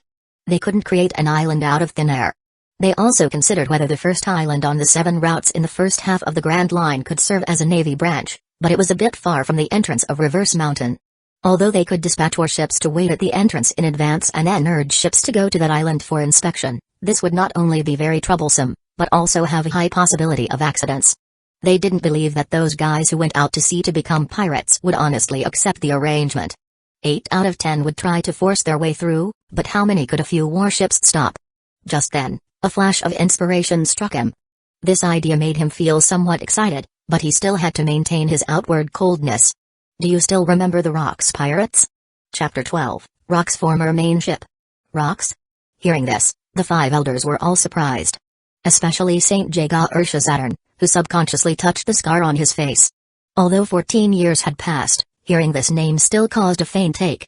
In the year 1480, Rocks led his pirate crew, intending to break into the New World, but found that the main ship he brought from the West Blue was too large and completely unable to pass through the crack opening beneath the Red Line. Under the circumstances, he had no choice but to switch ships. Im's tone was very slow but detailed, explaining the cause of this matter clearly. The 5 people below also listened very carefully. Back then, they truly hadn't paid attention to the Rocks pirates switching ships. After all, what was worth paying attention to were the people on the ship, not the ship itself. It wasn't Pluton after all. Your meaning is that the Rocks pirates' former main ship is large enough to serve as a marine base for the Reverse Mountain branch, but where is it? Saint Shepherd Jupiter, who was in charge of intelligence, asked hesitantly, while quickly recalling things related to this ship in his mind. It had truly been over 10 years, and he couldn't quite remember, but he would know once he went back and had someone retrieve the information. Meanwhile, the other 4 were even more astonished at this moment. How big must that ship be to serve as a marine base? After all, in their impression, the Rocks pirates were mainly associated with the New World period. This ship is called Thriller Bark. It should be the largest ship in the world. According to the future scenes I've seen, it will later become Gecko Moria's main ship. It should currently be deep within that misty sea. Im said coldly. He remembered very clearly that next year, when Gecko Moria and his crewmates fought Kaido in Wano country, his main ship was not Thriller Bark at all. According to the background information, he should have retreated into the misty sea after his defeat, then encountered Thriller Bark inside and treated it as his territory. The reason it's called territory and not a main ship is because later, whether Gecko Moria went to participate in the Summit War or went to the New World to find Blackbeard and rescue Absalom, he never sailed Thriller Bark out. It's obvious Moria also knew very well that this ship was too big and completely unsuitable for use as a ship. Gecko Moria? Isn't that the supernova pirate who was just given a bounty of 120 million Bailey? Saint Shepherd Jupiter had a certain level of attention towards these pirates with bounties over 100 million Bailey. His shadow fruit ability is very interesting, and also his racial lineage. Find an opportunity to dispatch Cypher Paul Zero agent and capture him alive. Im gave the order without hesitation. The current Gecko Moria hadn't grown up at all. Although dispatching Cypher Paul Zero agent might be overkill, he didn't want to give him time to grow. Capture him first. As you command. Saint Shepherd Jupiter replied respectfully with his head lowered, then continued. Then regarding the Misty Sea area, I will also dispatch personnel to investigate. Im nodded and instructed. After finding Thriller Bark, immediately mobilize artisans to carry out renovations. The castle and other buildings on it must all follow the marine style, especially that red-lipped, white-toothed style gate. Demolish it directly. Yes, Lord Amu. The 5 elders responded in unison. Let's do this for now. After these preparations are complete, we'll consider the base chief for the new branch. Next, let's talk about Fishman Island matters. Im's gaze flickered. Outside Pangaea Castle, the dozen or so Holy Guard soldiers guarding the gate of the Land of the Gods noticed 3 celestial dragons, 2 males and 1 female, sitting cross-legged on the backs of their respective slaves, slowly walking over accompanied by suit attendants behind them. They were even wearing their bubble headgear, clearly preparing to go out. When the celestial dragons approached, a captain respectfully saluted, then asked, Saint Winifred, where are you going? Open the gate. I want to go play at Sabati Archipelago with Saint Leopold and Veronica Palace. Saint Winifred said haughtily. The captain, His expression hidden within his helmet showed a difficult look and said, "Saint Winifred, a few days ago, the 5 elders already issued an order. Without permission, all world nobles are not allowed to leave the land of the gods without authorization." "Humphrey, so what? I've been practically suffocating these past few days. Isn't it just going out to play for a few days? I'll naturally come back when the time comes. Open the gate for me," Saint Winifred said furiously. He naturally knew about the 5 elders' order, but he didn't think that just because he went out to play, his celestial dragon status would really be revoked. Moreover, he had brought Saint Leopold and Veronica Pallas with him. No matter what, no one would dare to directly strip a celestial dragon of their status, right? Even if they are the 5 elders. "I am very sorry, your subordinate dares not disobey the 5 elders' order." The captain gritted his teeth and stood firm. "How dare you?" Saint Winifred was furious. He directly pulled out a flintlock pistol from his pocket and, without a word, pulled the trigger towards the captain. Bang! The scorching spherical bullet shot out, but the plate armor on the Holy Guard wasn't made of paper. As soon as the bullet hit, it bounced back with a clang. This scene scared everyone present pale, including the captain and Saint Winifred himself. Finger pistol. Just at this critical moment, a suit attendant who was originally standing behind the 3 celestial dragons instantly flashed to the front, and at the same time, a slender index finger turned into an afterimage, flicking away the incoming bullet. Whoosh! All the Holy Guard soldiers breathed a sigh of relief. The captain also did, but he knew he was in big trouble. Regardless of the reason, that bullet had indeed bounced off him towards Saint Winifred. This was completely sufficient to be considered an attack on a celestial dragon. "You dare attack me?" As expected, Saint Winifred, who had recovered his senses, became furious. His entire face turned red, but he no longer dared to use the flintlock pistol in his hand. The captain inside the helmet, his eyes were completely filled with despair. He was dead for sure. The best outcome would be becoming a slave, and then being tortured to death by the other party. "You! Beat him to death for me!" Saint Winifred ordered the Cipher Pol 7 agent member who had just protected him. Saint Leopold and Veronica Pallas had expressions of disdain and cold smiles regarding this, looking forward to the scene of this Holy Guard captain being beaten to death, while the other 2 Cipher Pol 7 agent members remained standing coldly behind them. "Yes." "Huh?" Just as this ordered Cipher Pol 7 agent member was about to agree, a sound of purr rang out. He took out a small transponder snail in confusion. The next second, the transponder snail spoke, the voice incredibly cold and ruthless. "Saint Winifred attacking the Holy Guard is considered forcibly breaking into the gate of the land of the gods, a severe violation of the 5 elders' prohibition. According to regulations, his world noble status will be permanently revoked, and he will no longer enjoy any privileges or qualifications. Order, immediately arrest Winifred and imprison him in the Holy Land prison." As soon as the voice fell, the transponder snail closed its eyes without delay, but Saint Winifred became completely terrified. Even Saint Leopold and Veronica Pallas beside him also climbed down from the backs of their slaves with panicked faces and pulled away from the former by a full 4 or 5 meters. At the same time, that Cipher Pol 7 agent member slowly turned around and looked coldly at Saint Winifred. The protector of the previous second became the captor in the next second. Perhaps even him didn't expect that it turned out he had truly underestimated the extent of the celestial dragon's foolishness. Im sat casually on the empty throne, his golden ripple eyes looking down at you little readers, and said coldly, "Offer up your collections, recommendations, and comments. I will lead you to sweep through the myriad worlds and the multiverse, stand at the peak of that ranking list, and look down upon all living beings." Chapter 13, Doflamingo's Help. North Blue, Spider Miles Island. This was a port town filled with stone buildings, stone slabs, and chimneys, perpetually shrouded in grayish-white smoke. The people on the island primarily made a living by developing heavy industry, so the beach was piled high with industrial waste. Years ago, Doflamingo had chosen this place and stationed himself here with Virgo, Treble, Pica, and Diamante. This was because the existing equipment and workers allowed them to mass-produce the firearms, grenades, and other weapons they needed, which they would then sell to the various kingdoms in the North Blue. In the past year, as the family's reputation grew, their business and influence had tentatively begun to spread towards the Grand Line. Everything seemed to be going smoothly, but today, Doflamingo, who had just turned 17, received news that infuriated him. Virgo, also 17 this year, walked into the room and said in a deep voice to Doflamingo on the red sofa, "Doflamingo, something happened on Black Island. Another idiot causing trouble? Aren't Zermu and Aereo over there? Just have them take care of it." Doflamingo replied softly, lying on the sofa with his eyes closed. "The troublemaker is Douglas Bullet, a former crewmate of the pirate king Goldie Rogers' pirate crew, nicknamed Devil's Air. Virgo continued to explain the situation without changing his expression. As for Zermu and the others, they should have been taken care of. I just called the transponder snail again, and no one answered. Hearing Bullet's name, Doflamingo suddenly opened his eyes, his sharp gaze fixed forward. He said, "It's actually him. I can't believe we're so unlucky to run into such a jinx. It seems Black Island is completely finished." Of course, he had heard about Bullet's recent rampage and slaughter in the Grand Line, but now that he had actually encountered it, honestly, it was very unpleasant. Black Island was the first business point he had established in the Grand Line. He had originally planned to use it as a transit station to expand the family's trade and influence. Now that this incident had occurred, he knew that their push into the Grand Line would have to wait a few years, because in the underworld, failures are rarely recognized. Since Black Island flew the Don Quixote family flag, its destruction by someone else was a failure. Therefore, they had to wait for the impact of this incident to fade with time, and at the same time, their own strength needed to become greater. "Should I take some people there?" Virgo asked. In his opinion, although Bullet was a former crewmate of Roger's pirate crew, he was only 21 years old. Although he was 4 years older than himself, if he brought a few cadres, they should be able to deal with him together. No.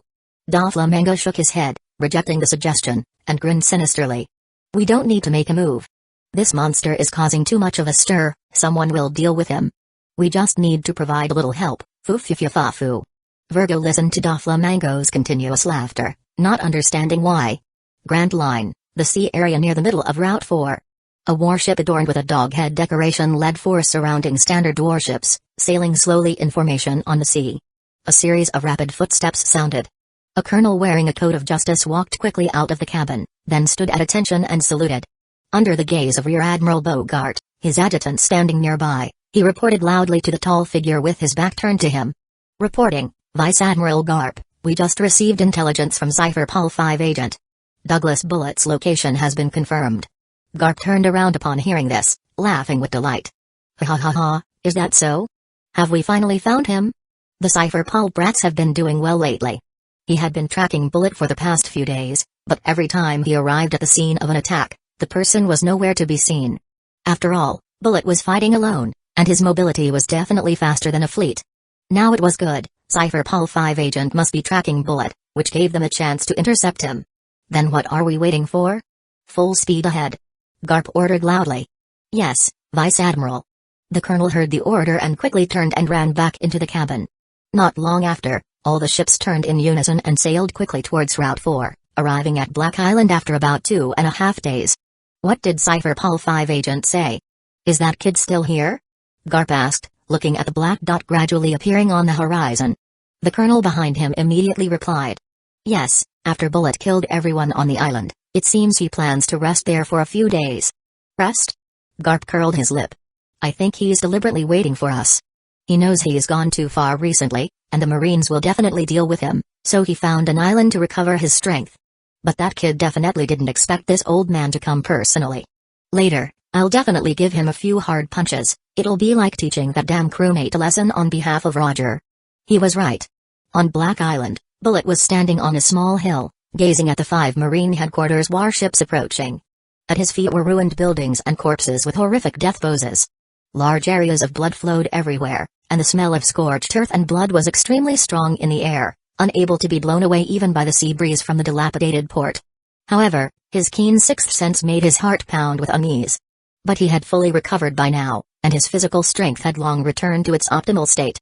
Now, even if he encountered a Marine admiral, he would dare to charge at them head-on. Ever since he witnessed Gul D. Rogers' public execution at Manafort, Bullet felt that his life had lost its purpose and pursuit. There was no one left in this world worth challenging for a lifetime. With his terrifying talent, apart from Roger, those other big figures were all incompetent people who would be surpassed by him in just a few years. And this time, he was deliberately waiting for the Marines to come. Since Roger died at the hands of the Marines, he felt he should at least sink a few warships and slaughter tens of thousands of Marines. If he really encountered a Marine admiral, Humphrey, he felt he wasn't without a chance to defeat them. Chapter 14, Bullet vs. Garp. Of course, Bullet was very familiar with Garp. During his years with the Roger pirate crew, every time they encountered the fleet led by Garp, they would inevitably fight and retreat. Garp's terrifying combat power, capable of rivaling Roger's, left an extremely deep impression on him. although he was confident that if he were given a few more years, his strength would definitely be able to contend with Garp.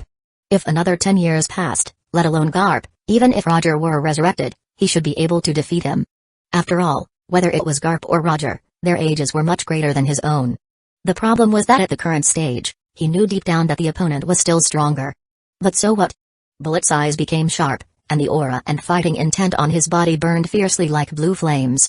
Even if it's you, Garp, you'll have to pay a price to defeat me, he said with a cold laugh while flexing his thick neck. Ha ha ha ha, your aura isn't bad, it's just a shame you became a pirate. Tell me, you were a general in a kingdom, considered a soldier by origin, how did you end up on that bastard Roger's pirate ship? Garp looked at Bullet with eyes full of regret for his talent, then continued, you even ate a useless fruit, what good is that thing to you? That bastard Roger didn't even stop you. Hearing Garp call Roger a bastard repeatedly, Bullet became even more annoyed. After all, Roger was his former captain and the goal he chased throughout his life. How could he allow others to insult him like this? Joining Roger's ship, I don't regret it. If it weren't for this combined fruit, I would have died long ago in that country where war never ends. As soon as he finished speaking, a surge of deep blue air current erupted from Bullet's body, sweeping outwards in all directions with immense power. Garp's expression remained normal as he allowed the air current to sweep over him. Aside from the cloak of justice behind him flapping loudly in the wind, his entire figure was as steady as a mountain. So you can already freely control Conqueror's Haki? Not bad, you're much stronger than the last time I saw you. Garp commented casually. However, you've caused too much trouble this time, kid. This old man is definitely taking you to impel down. So cherish this upcoming battle, because for the long years after this, you'll only be able to stay in a dark cage. Old man. Don't look down on me. Bullet was enraged, his eyes filled with killing intent. He immediately took the initiative to attack, his entire body enveloped in a layer of deep blue aura, charging straight forward like a raging comet across the ground. The ground where he passed shattered and sank layer by layer. Die. The distance of over 200 meters between them was covered in almost a blink of an eye. A pair of dark fists glowing with blue light were stacked together above his head, like a battering ram accompanied by a sonic boom, smashing down fiercely towards Garp from above. Boom, a black iron fist that looked several sizes smaller met it from below, instantly producing a deafening metallic collision sound. Circle after circle of translucent triple-like airwaves spread out from the point of contact between the fists, wave after wave. The ground within 100 meters around Garp's feet completely cracked and broke apart. Large areas of surrounding buildings were blown away and collapsed in the fierce wind. How is this possible? Bullet's eye sockets seemed about to split open, because he found that the combined strength of his two fists was completely unable to shake that small black iron fist. Bang! The next moment, a sharp pain came from his abdomen. It turned out that Garp's other iron fist had fiercely smashed into him. Boom! As the terrifying force of the punch suddenly erupted in his gut, Bullet was sent flying back even faster than he had come, finally smashing heavily into the mountain slope rock formation behind him and kicking up a large cloud of dust. Brat, if you want to beat this old man's iron fist, you'll need to train for another 100 years. Garp laughed heartily. At the same time, he thought to himself that the rumors of Bullet fighting Rayleigh to a draw were indeed unreliable, or perhaps Rayleigh had deliberately held back. Because judging from the strength the opponent had just displayed, he had not yet stepped into the threshold of a world's top expert. Meanwhile, the rock blocks burying Bullet below gradually began to shake, and the shaking area rapidly expanded and bulged upwards. In just about 10 seconds, a rock giant, estimated to be a full 30 meters tall, stood before Garp. And that wasn't all. A layer of blue-black substance quickly covered the rock giant from top to bottom like liquid paint. In an instant, the originally earthy yellow giant suddenly turned into a blue-black giant with a metallic sheen. His body size was so immense that even the marine soldiers on the warships patrolling outside the island could see him at a glance, causing quite a stir. However, seeing Bullet's transformation, Garp just boredly picked his nose and said with a dismissive curl of his lip, "It just looks spectacular, it's completely useless." On this planet, the size of one's body size holds no meaning for experts who have mastered Haki. Even a sea king thousands of meters long and nearly 100 meters tall, what of it? Wouldn't it still be sliced up by a marine vice admiral to fill their food stores? However, if a giant simultaneously mastered the strength of Haki, that would be different. This is also why Elbaf is called the world's strongest kingdom. Among Haki experts of the same level, the giant race's strength does indeed hold a greater advantage. Come on, Garp. Let's make a big mess. Bullet, transformed into the blue-black giant, roared upwards. His two massive, long arms swung, tearing through the air with sharp sonic boom sounds, turning into countless fist shadows that hammered down overwhelmingly towards Garp's location. Gatling, heavy cannon, boom. Boom. Boom. Boom. A relentless barrage of heavy punches rained down, instantly engulfing Garp. All that could be seen was the ground continuously sinking and shattering, and thick clouds of smoke, so dense one couldn't see their hand in front of their face, rising into the sky. Bullet's eyes were filled with madness. At this moment, Roger's image appeared in his mind. Why? Why did a man as incredibly strong as you just die like that? I clearly told you, only the weak. Only the weak die easily. He still clearly remembered his promised fight with Roger. What should he do now? Who should he surpass? Who should he surpass? Who should he defeat, to become the true world's strongest? Kid, focus during a fight. Just then, Bullet, who was still swinging his giant fists, suddenly heard a voice from behind him. Garp's figure had appeared there at some point. Just as he was about to turn his head, a black iron fist, tiny compared to his body size, struck him fiercely on the cheek. The immense force contained within it twisted and elongated his neck, causing his massive body to fall to the ground with a loud crash. Pain. Excruciating pain. Bullet hadn't expected Garp's punch to cause him such intense pain. His body was not only wrapped in a large amount of rock formation but also covered in the armament hockey he was so proud of. But this small fist seemed to carry a strange force that ignored all the defense on his body, drilling into him like a nail. Kid, you're very lonely, aren't you? Chapter 15, The True Strongest in the World. What? Bullet, who had just quickly flipped over and stood up, heard Garp's words. He instinctively froze, his pupils trembling. You were betrayed by adults when you were young, betrayed by friends when you grew up, and now even Roger, the first person who truly accepted you and the first person who defeated you, is gone. You've lost your fighting goal, you've lost your direction in life. You must be very lonely, very lost. Garp made no move to pursue, instead standing there, pitying the child before him who was walking down a path of no return. The Bullet of the past clearly yearned for honor, valued his companions, and even found a goal in life after meeting Roger. Yet, time and again, he was mercilessly ravaged by reality, pushing him step by step into the person he is today. A person who only believes in himself, lives only for himself, and is only willing to face everything alone. The current Bullet is a bewildered monster. Cough, you. Bullet trembled all over, completely stunned. He didn't even bother to wipe away the blood coughing from his mouth. He felt that every word Garp spoke was harsher, heavier, and more painful than the punch just now. Almost every sentence was a fierce blow to his heart. This was the feeling of something buried deep within being brutally dug out and exposed to the sun right before his eyes. Shut up! Bullet roared hysterically at Garp. At the same time, he went berserk once more. All the strength within him surged like a tsunami, desperately charging forward. You know, child, this old man sincerely hopes you can meet someone who can accept you positively again. But right now, you need to calm down first. Following Garp's heartfelt words. One large and one small, but equally dark and hard fists, each wrapped in hockey and strength compressed to the extreme, collided head-on in midair. Boom, blue-black air currents and pure black air currents squeezed against each other in the arena. But the moment the pure black air current pressed over the other like a towering mountain, a dazzling light exploded instantly. This time, the ground beneath their feet could no longer hold on. The entire surface of the earth was completely lifted up like sea waves under the high-pressure thrust. Buildings, corpses. Even tree roots were pulled out of the ground by the wind and waves, falling heavily into the distant vast sea. 2 days later. The sound of a transponder snail rang out in the room of authority, deep within Pangaea Castle in Mary Joyce. Lord Imu, Douglas Bullet has been personally defeated by Garp and is being held in Impel Down's infinite hell.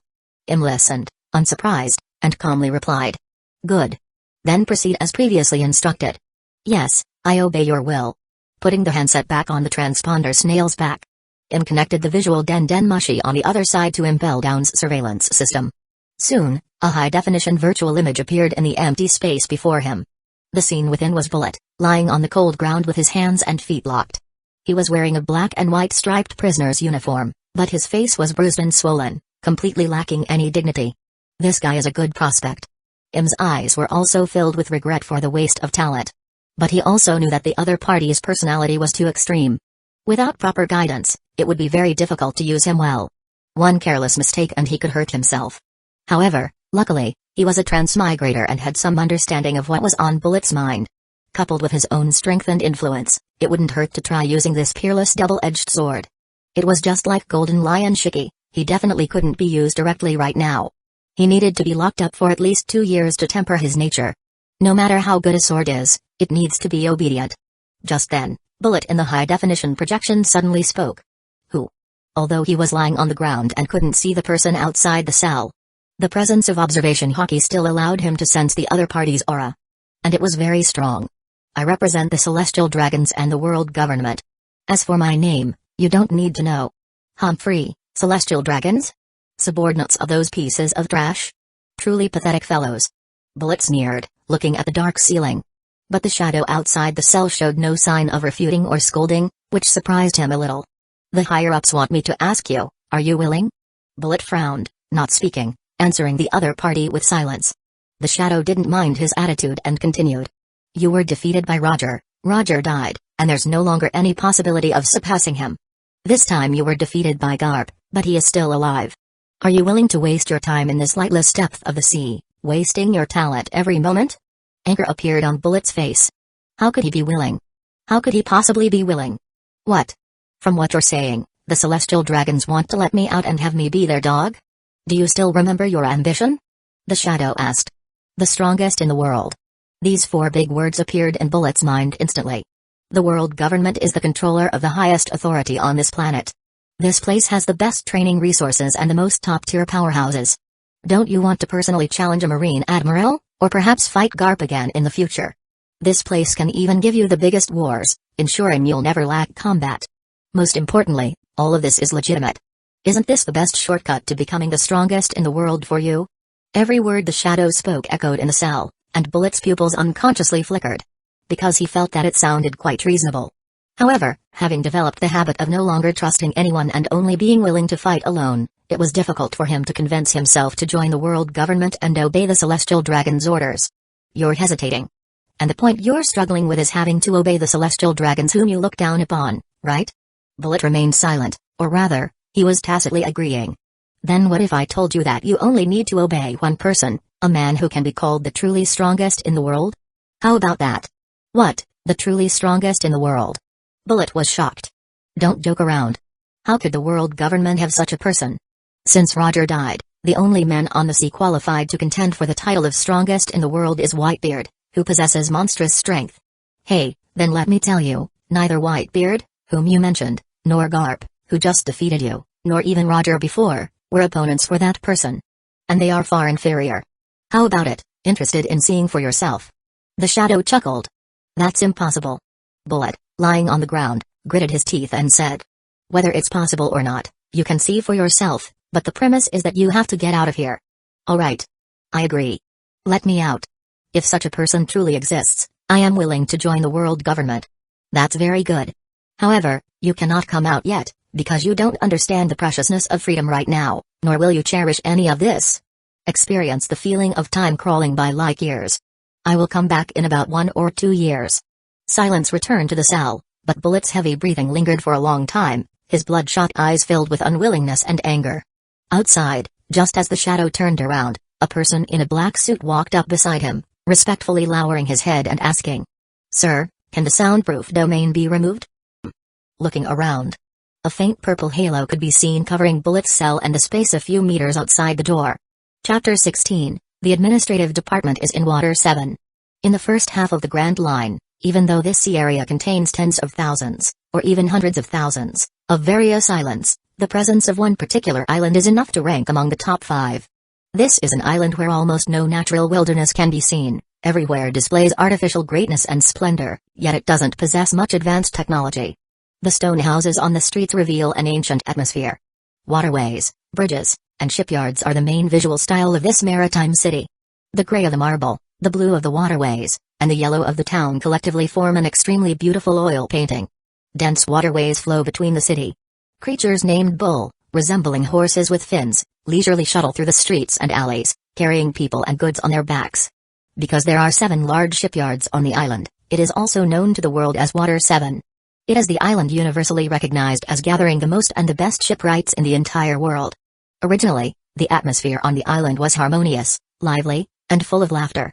Although the shipwrights sweated profusely every day, everyone wore a smile. However, since January 1st, when the pirate King Roger was publicly executed, accompanied by that strange great treasure rumor, the number of pirates coming to the island gradually increased.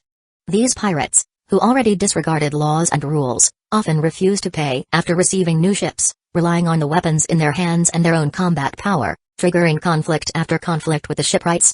Shipyards that couldn't collect payment gradually couldn't afford to pay the shipwrights' wages, nor could they buy shipbuilding materials from outside the island.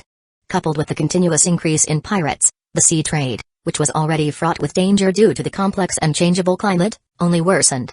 For a time, a cloud of worry began to visibly spread over Water 7. Splash, splash, splash! A large flock of seagulls playing by the sea were suddenly startled by something and flew chaotically into the blue sky like a white cloud. Residents fishing nearby heard the commotion, looked up, and their eyes widened instantly. They saw a ship, a large ship estimated to be 40 meters high and about 150 meters wide. Its bow was covered with a layer of blue armor with gold patterns. Some older residents immediately thought of the Marine Headquarters warships, because those existences, which could be called war beasts, originated from their Water 7. Look! That's the world government symbol. It's the government's judicial ship. The appearance of this giant ship caused an uproar throughout Water 7. Especially when a team of Marine soldiers holding muskets publicly escorted the fishman Tom, whose arms were bound. It caused many people to exclaim in surprise. This tall fishman, nearly 3 meters in height, is a very famous master shipwright on this island. However, when the onlookers heard that Tom was arrested for building a ship for the pirate king Roger, a considerable number of people felt it wasn't strange. After all, Roger's crew had caused a lot of trouble for the entire world over the past decade or so, especially the matter of them destroying a kingdom for their comrade, which was known to everyone. Building a ship for such a heinous villain, saying he was guilty, seemed reasonable enough. However, the turn of events exceeded everyone's expectations.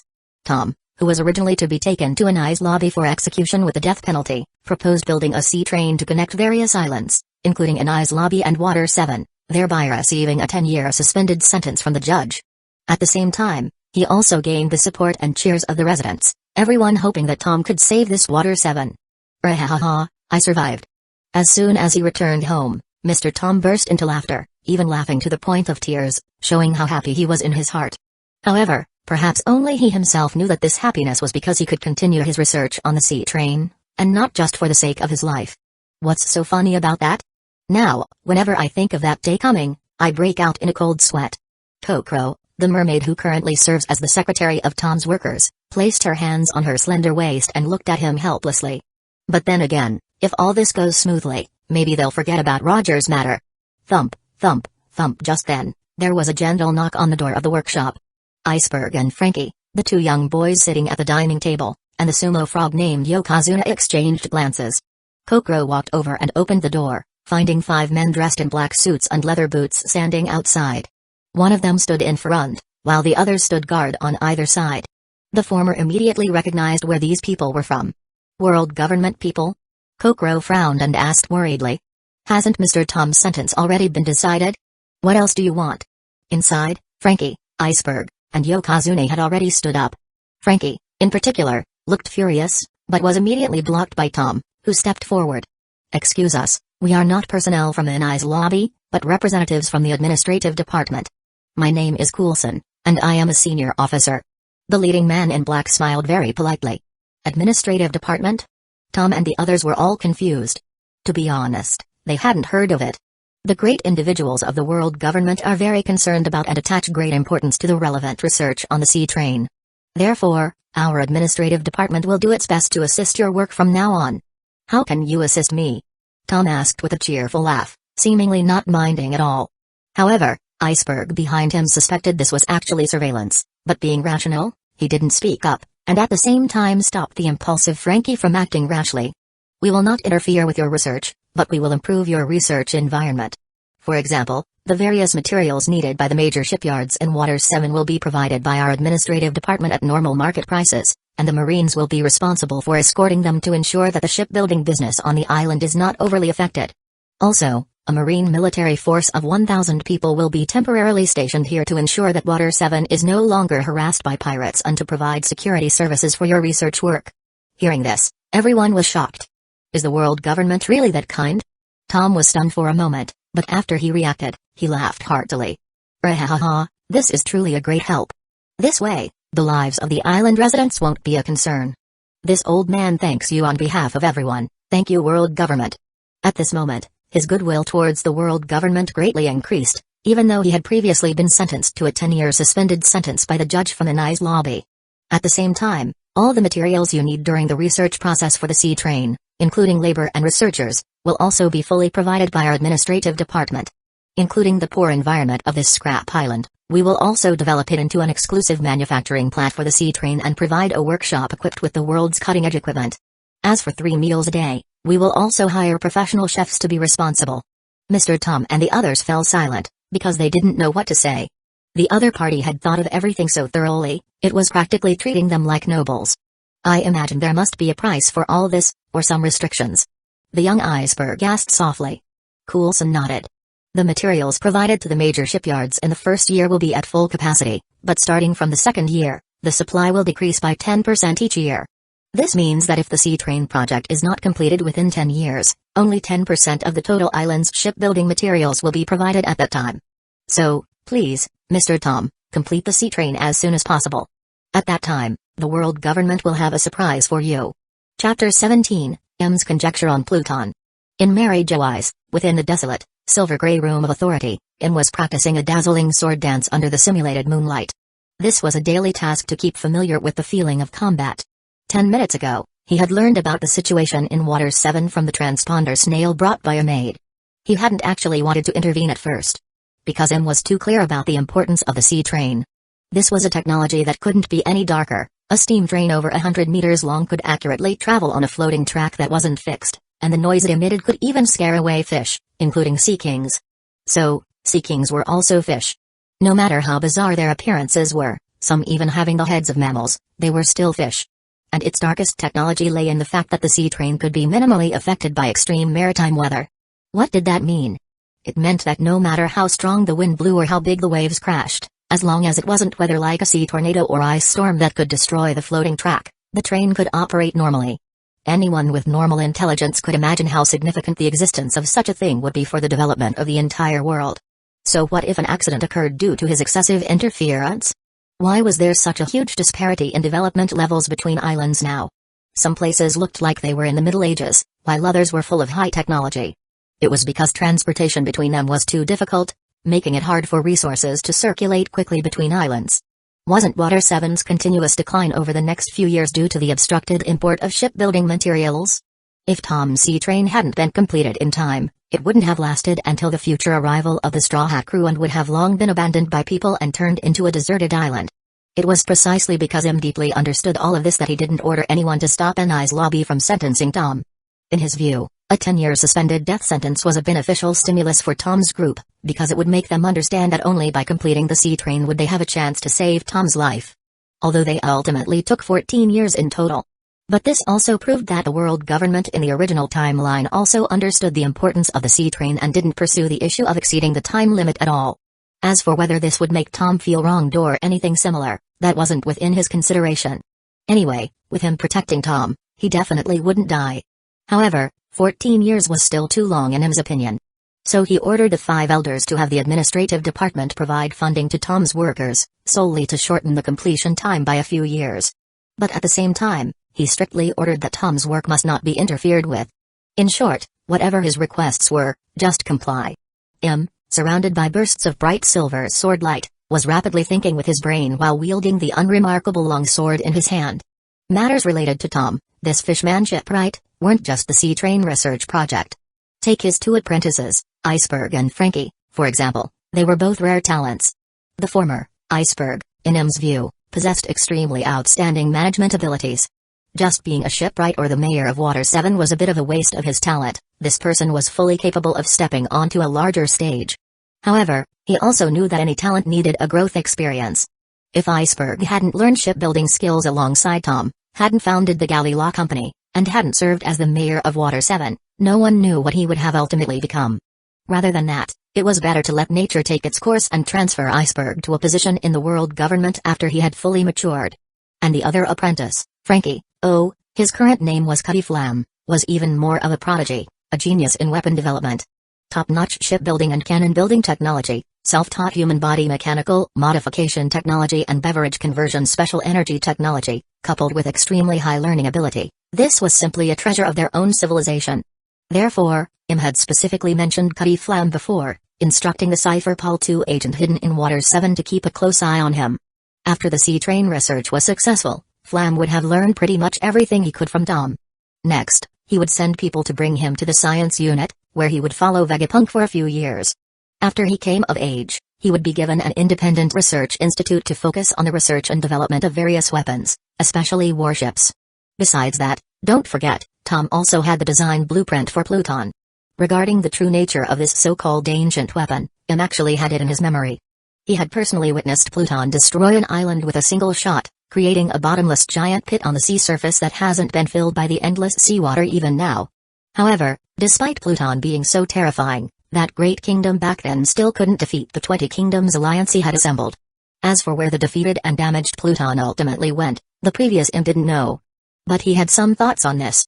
The appearance of Pluton, in the eyes of the previous M, was naturally nothing strange, but in his eyes as a transmigrator, it looked a bit familiar. It was very similar to a combination of the future Arc Maxim and Thousand Sunny, but the warship's volume was much larger, and the gold used on it far exceeded that of Arc Maxim. That made things a bit thought-provoking. It was understandable that the future Frankie had come into contact with the design blueprint for Pluton. What about Enel? He clearly had seen the main body of Pluton somewhere, or seen similar design blueprints. So where did he see it? Also, according to the original work, Enel completely destroyed his hometown, Burka. But the problem was, he hadn't built Arc Maxim back then and couldn't use secret technique, Rygo at all. So how did he destroy Burka? Im had a bold conjecture. Perhaps, back then, Enel discovered a damaged Pluton in a corner of Burka Island, and then found the natural type Rumble fruit there, or even learned related technology, and knew some information about his ancestors and the infinite Earth on the moon. Afterward, when using his ability, he accidentally activated it, just like he accidentally activated the underground city after landing on the moon in the future. But the long hundreds of years were too ruthless. The two damaged Pluton, upon activation, stimulated the remaining energy from back then and fired its final attack or self-destructed on the spot, leading to the destruction and disappearance of the entire Burka Island. Enel himself, due to element transformation, didn't suffer any damage.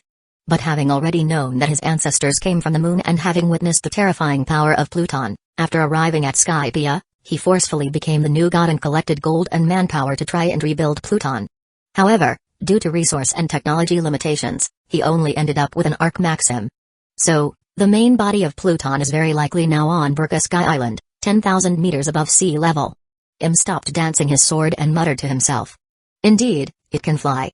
It makes perfect sense for those people to hide Pluton on a certain sky island to prevent me from getting it. Chapter 18, Im's Loneliness and Troubles. Im casually planted his long sword into the gray ground that resembled the moon's surface. Although he didn't have a drop of sweat on him, as soon as he returned to the warm and bright wooden house interior, he habitually walked into the bathroom to shower. The shower head turned on, spraying warm water spray. Im raised his face, closed his eyes, and enjoyed the comfort of the moment. However, when he dried his body, changed into a clean bathrobe, and plopped down onto the soft sofa, looking at the empty environment, he suddenly felt a sense of loneliness. Originally, the excited mood from suddenly possessing invincible strength, supreme authority, the wealth of enemy nations, and even being able to call himself the ball of this planet, had actually calmed down after such a long time. He had even somewhat gotten used to his strength and identity. But deep down, his heart was still that of an ordinary person who had only transmigrated less than 2 years ago. He didn't possess the ruthless mind, like gold and iron, that former Imu had. As a normal human, he really hoped to have someone accompany him, someone to chat intimately with from time to time to relieve the pressure in his heart. But he also understood very well that with his current identity, he really couldn't easily let people get close to him. This room of authority, while seemingly supreme and the most mysterious and noble place on the entire planet, could also be seen from another perspective as a spacious prison cell, even though he could leave any time. Initially, he had felt that transmigrating as Im was an unimaginably lucky start compared to other transmigrators who became pirates, civilians, or even slaves or prisoners.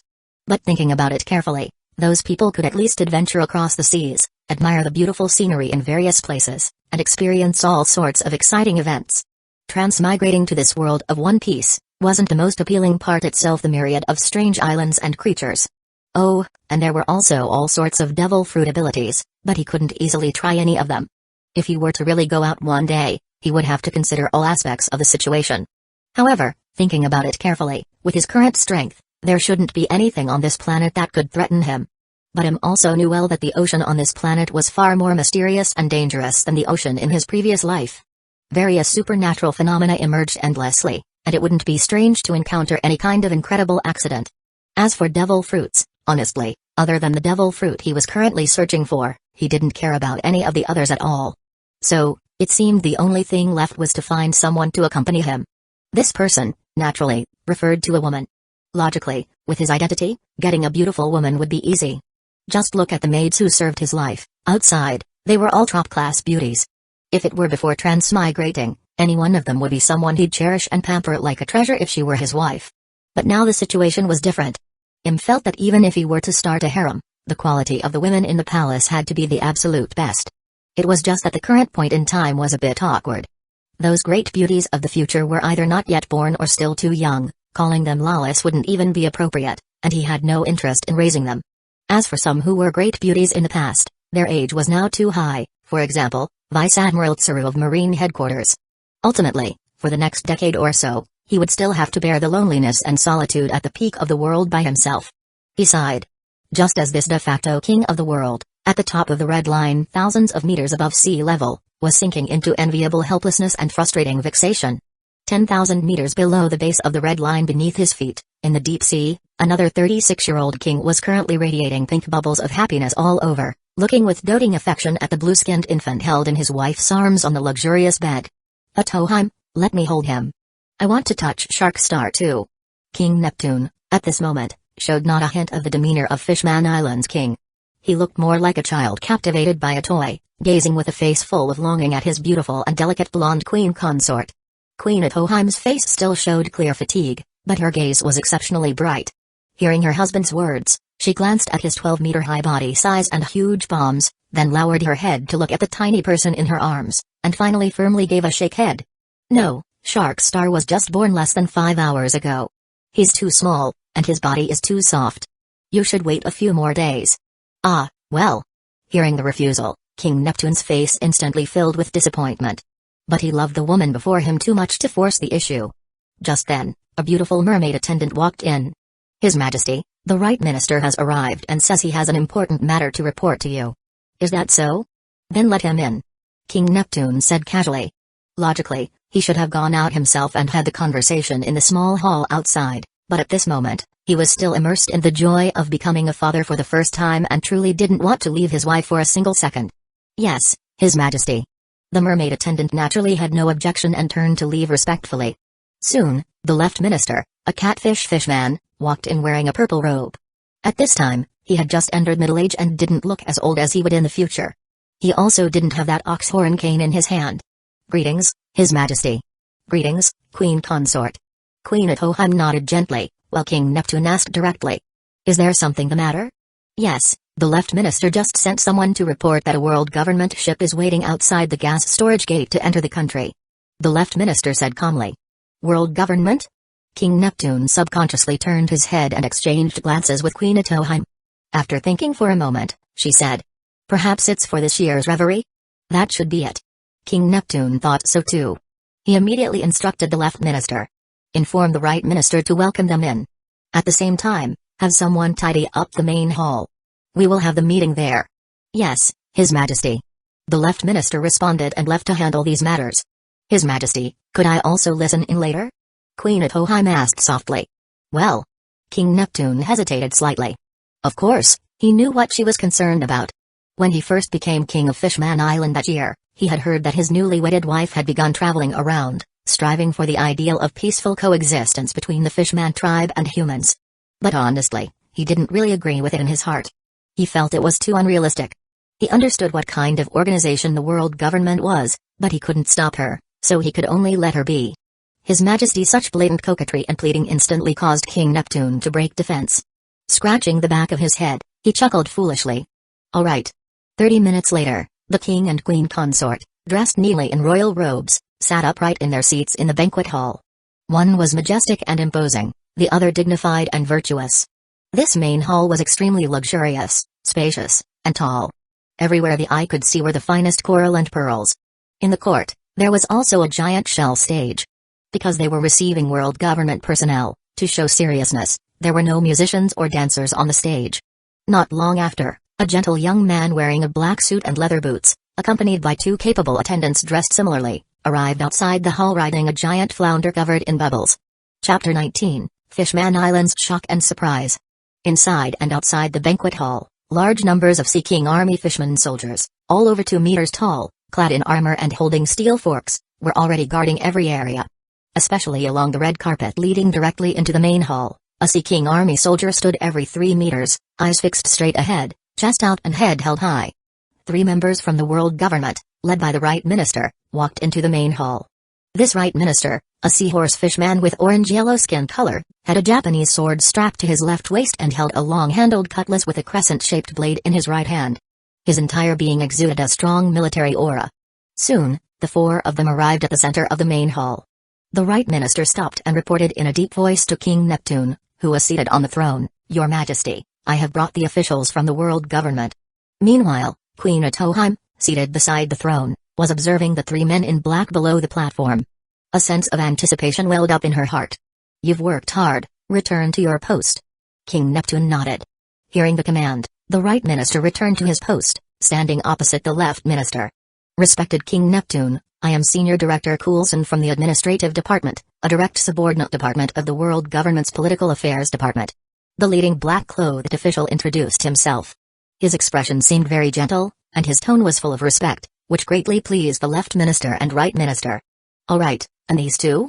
King Neptune looked at the other 2 men in black. One of them was carrying a black briefcase, which caught his attention. Coulson smiled and said, "They are members of Cypher Pol 7 agent, responsible for guard duty." "So that's it." King Neptune understood and no longer focused on them, saying, "Then tell me, I am very curious about the purpose of your visit to Fishman Island this time." "This time, I am here representing the world government primarily for 3 matters. The first matter is about the reverie that is scheduled to be held in June this year." After speaking, Coulson turned around, took the black briefcase handed to him by the Cypher Pol 7 agent member, and personally entered the 888-digit password to open it. He then took out a white scroll with the world government symbol from inside and finally handed it to the Left Minister beside him, saying, "Please give the scroll to His Majesty the King for perusal." The Left Minister first glanced at King Neptune, and seeing the latter nod in agreement, took the somewhat heavy scroll with both hands and turned to walk up the steps. "Your Majesty." "All right, you've worked hard." King Neptune picked up the scroll with one hand, untied the golden ribbon under everyone's gaze, and then slowly unrolled the scroll to read it. This process was somewhat lengthy. The main hall fell silent for a moment, everyone quietly waiting. Queen Atoheim, however, noticed that King Neptune's expression was gradually becoming solemn, and his gaze seemed to reveal disbelief and shock. This made her even more curious about the contents of the scroll. In fact, the content wasn't extensive, but King Neptune read it back and forth 3 times, which made it seem lengthy. He raised his head and looked at Coulson standing below, opening his mouth but not knowing what to say. Should he say, "You guys are fake, right? Fake officials, how could the world government become this good? Your Majesty, may I take a look?" At this moment, Queen Atoheim softly asked. King Neptune hesitated for a moment but still handed the scroll over, saying, "Take a look." While Queen Atoheim was perusing the scroll, Coulson asked with a smile, "Your Majesty the King, I represent the world government in seeking your opinion on whether you are willing to support the agenda item of this conference." "This is a good thing." "No, it should be said it's a great thing." "Of course, I am willing to support it. After all, if this agenda item can truly pass and the world government is truly willing to fully promote it, it will also be of great benefit to our Fishman Island." King Neptune answered Coulson cautiously. "But the question is, are you truly willing to fully promote it? Because I remember that this matter was prohibited by law a long time ago, but by now, it's basically just a formality. Honestly, merely passing the agenda item without strict regulation doesn't have much meaning." On the other side, Queen Atoheim, who was sitting nearby, had a face full of shock and intense surprise. However, after hearing King Neptune's words, she also felt they made a lot of sense. Therefore, her beautiful eyes turned towards Coulson below the platform, sincerely hoping that his subsequent answer would satisfy her. "You mean to ask how much sincerity and determination the world government has this time, right?" Coulson smiled. "Exactly." King Neptune no longer hid his feelings and looked at the other party very seriously. "Regarding this, the big lords above have already made preparations. Please wait a moment." Coulson had a confident look, as if he was well prepared. He turned again towards the black briefcase held up by the Cypher Pol 7 agent member and quickly pressed the complex password. This scene caused the fishmen and mermaids in the main hall to feel bewildered. Finally, the straightforward Right Minister couldn't help but ask. Why didn't you take it out together just now? Coulson opened the box and took out a second white scroll with gold threads, replying. These are the rules of our department. After speaking, he still let the Right Minister help hand it up. However, this time, he didn't just wait for King Neptune to finish reading but began to introduce it, because the world government needed all fishmen to understand this matter.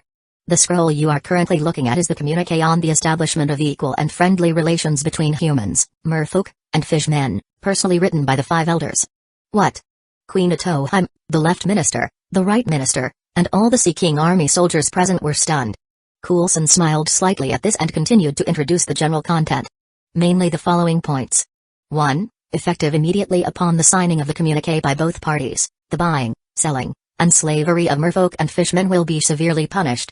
Merfolk and fishmen within the territories of world nobles and all affiliated countries will be unconditionally returned, and a certain amount of compensation will be paid, but this does not include merfolk and fishmen imprisoned due to crime.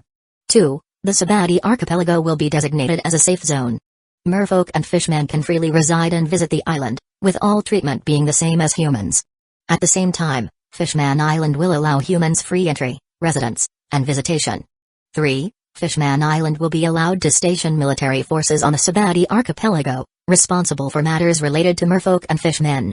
At the same time, Fishman Island will allow the world government to establish a marine branch within its borders, responsible for matters related to humans, pirates, etc. 4. Merfolk and fishmen will be allowed to hold normal official positions in the world government, marines, and various departments, working together for the friendly future of humans, fishmen, and merfolk. By the time he finished this long passage, King Neptune had also finished reading the content on the scroll. It was roughly the same, and he did indeed see the 5 names with world noble surnames signed at the bottom. Honestly, His Majesty the King began to doubt if he was living in a dream. Queen Atoheim beside him was even moved to tears of excitement. Next, is the third matter. Senior Director Coulson looked at Queen Atoheim, who was already standing up, trembling all over, her eyes red, and smiled gently.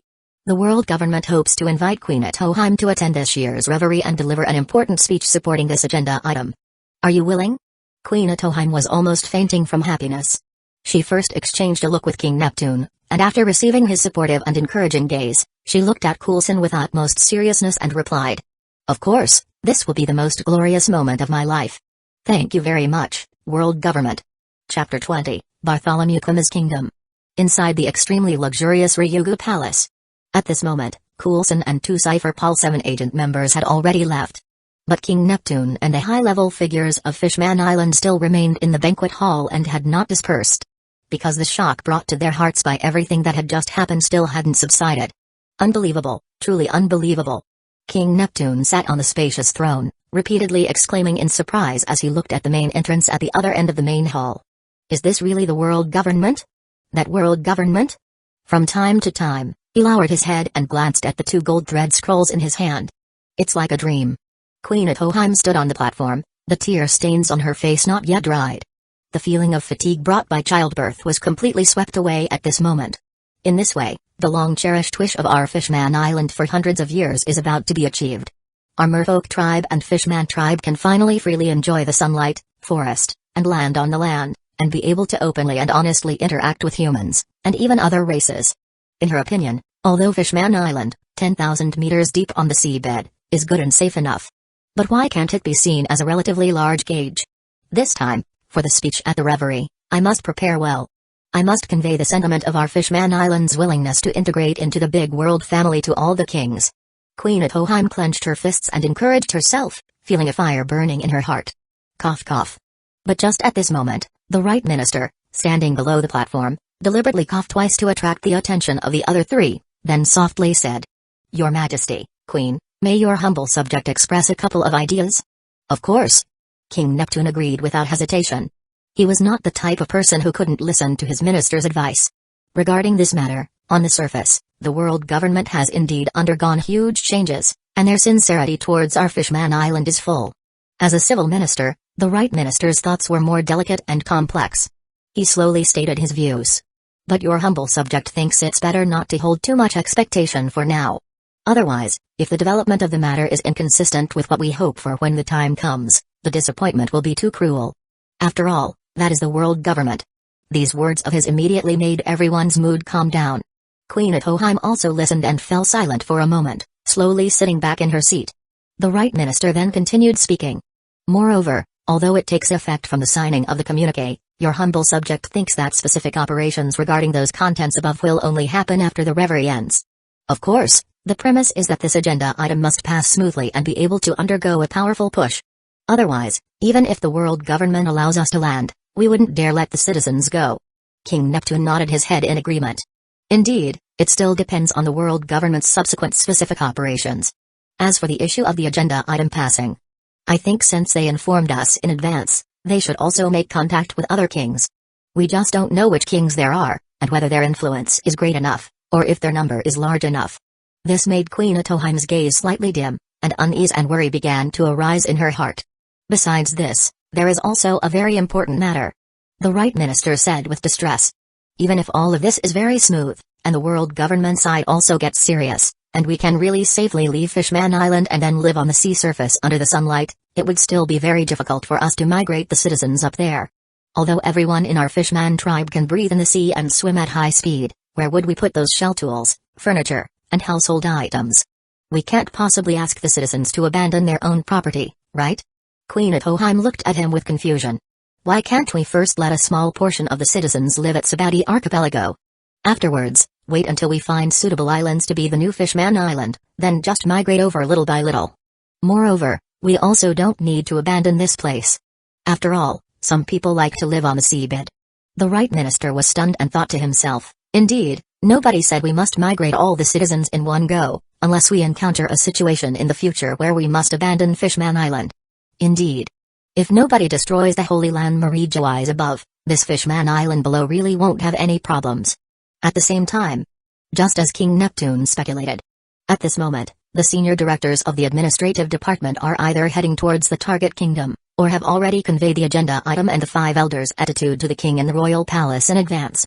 Of course, this is not all kings, but limited to the kings who the administrative department, after research and investigation, determine might support this agenda item. Simply put, it is to find some kings who have a good attitude towards their citizens and are relatively kind-hearted. Because only they will sincerely and genuinely support the passing of the agenda item. For example, the Desert Kingdom Alabasta. It's just that a major event happened in that kingdom recently. The young Prince Cobra became king last year. Therefore, this 1498 reverie is the first time this 26-year-old king is attending the reverie, which holds some significance. South Blue, Sorbet Kingdom. Those words just now, can you say them again? A nearly 7-meter-tall little giant suddenly stood up from the crew throne. Looking in disbelief at the man in black below the platform, he was still holding a gold thread scroll in his hand. Of course, no problem, respected His Majesty Bartholomew Kuma. The senior director from the World Government's Administrative Department did not show any impatience, and his attitude was very respectful and polite. Although he didn't know the reason, the minister had specifically instructed him to treat this insignificant poor kingdom well. But his experience and wisdom from being a high-ranking official in the government for over 10 years made him not dare to show the slightest bit of neglect or disregard. As long as you support the passing of this agenda item at this year's reverie, then the amount of Sorbet Kingdom's heavenly tribute every year can be reduced by 50% until the next reverie. The always gentle and introverted Bartholomew Kuma was perhaps so dumbfounded for the first time since he was born. When he first heard it, he suspected that his own ears were having auditory hallucinations. But after hearing it a second time, he again felt it was surreal. The world government was unexpectedly willing to actively lower the amount of the heavenly tribute? It seems like this kind of matter hasn't happened for hundreds of years. This Sorbet kingdom that he managed was originally a famously poor kingdom in the South Blue, or rather, decades ago, they actually lived quite well. But ever since joining the world government, the high amount of heavenly tribute every year had drained the nation's blood. It's estimated that in another year or two, they would be completely unable to pay. When the time comes, they would be sent by the world government's army unit. Caught and sent to Tequila Wolf, the bridge country, located in the East Blue, to build the Great Bridge for a lifetime. It was precisely at such a desperate moment that he stepped forward.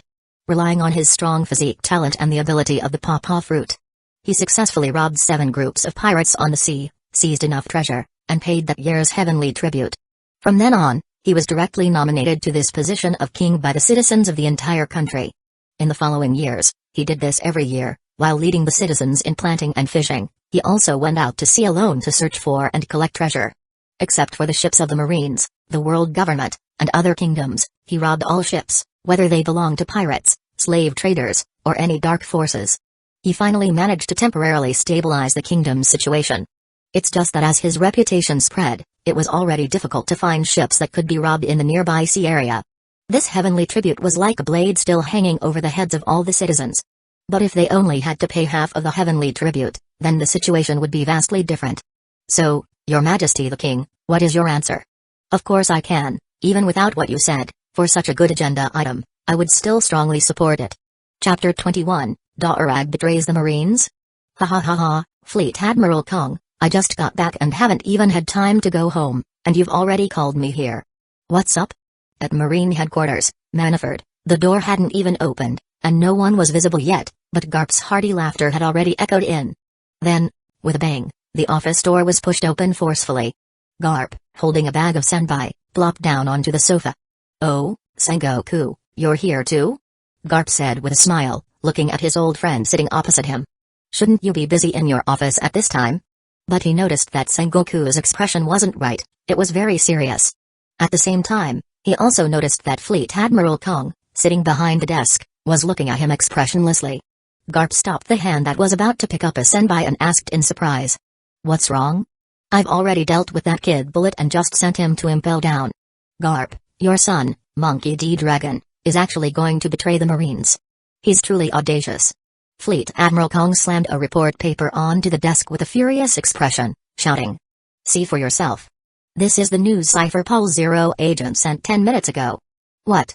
Garp was stunned, his eyes nearly popping out. His butt felt like it was on fire as he shot up from the sofa, then, with a speed invisible to ordinary people, he instantly grabbed the intelligence and read it word by word. The intelligence simply stated that Cypher Pol Zero agent had intercepted Rear Admiral Da'arag, who had just taken off his coat of justice and was preparing to leave the G3 branch, and were sending him to Manafort. This. Garp opened his mouth, momentarily unsure what to say. Despite it being such a serious matter, his thick-skinned nature made him feel like there were too many points to complain about, leaving him powerless to do so. First, why did Dragon suddenly want to leave the Marines? Second, how did the world government know about this in advance and send people to intercept him with preparations? And they even sent Cypher Pol Zero agent. He knew exactly what Cypher Pol Zero agent was. That was the General Inspectorate of the entire Cypher Pol, known as the Celestial Dragon's strongest shield. It could be said that only the 5 elders were qualified to order them. Was there a need for such a powerful department to target his own son? The most surprising thing was that they were even preparing. No, they were currently sending Dragon to Marine headquarters. What kind of situation was this? Logically, shouldn't he have been directly taken to an ICE lobby for sentencing and then thrown into impel down? He didn't think that group from Cypher Pol Zero agent would care about his identity as a Marine hero, so it could only be that the 5 elders above them had ordered them to do this. Could it be that person I saved back then is helping? Garp pondered secretly in his heart, thinking it was indeed possible. After all, that person was now one of the 5 elders. Regardless, the fact that Cypher Pol Zero agent was willing to send Dragon over was a great fortune in misfortune. Here in Manafort, his own identity and seniority were still useful. Let's wait. From the New World to here, even if they go directly through Mary Jo Eyes, it will take several hours. We'll ask that kid what he was thinking then. Sengoku looked very angry. He had watched Dragon grow up since childhood. After becoming a Marine, he initially performed quite excellently, saying he wanted to become a Marine hero who surpassed his father. But in recent years, he had become increasingly negative and taciturn. The passion in his gaze had long since extinguished, and the enthusiastic smile on his face had disappeared. He also held an unenthusiastic attitude towards various missions, which caused his military rank to remain at Rear Admiral. However, because he was Garp's son, no one in the Marines would criticize him for it.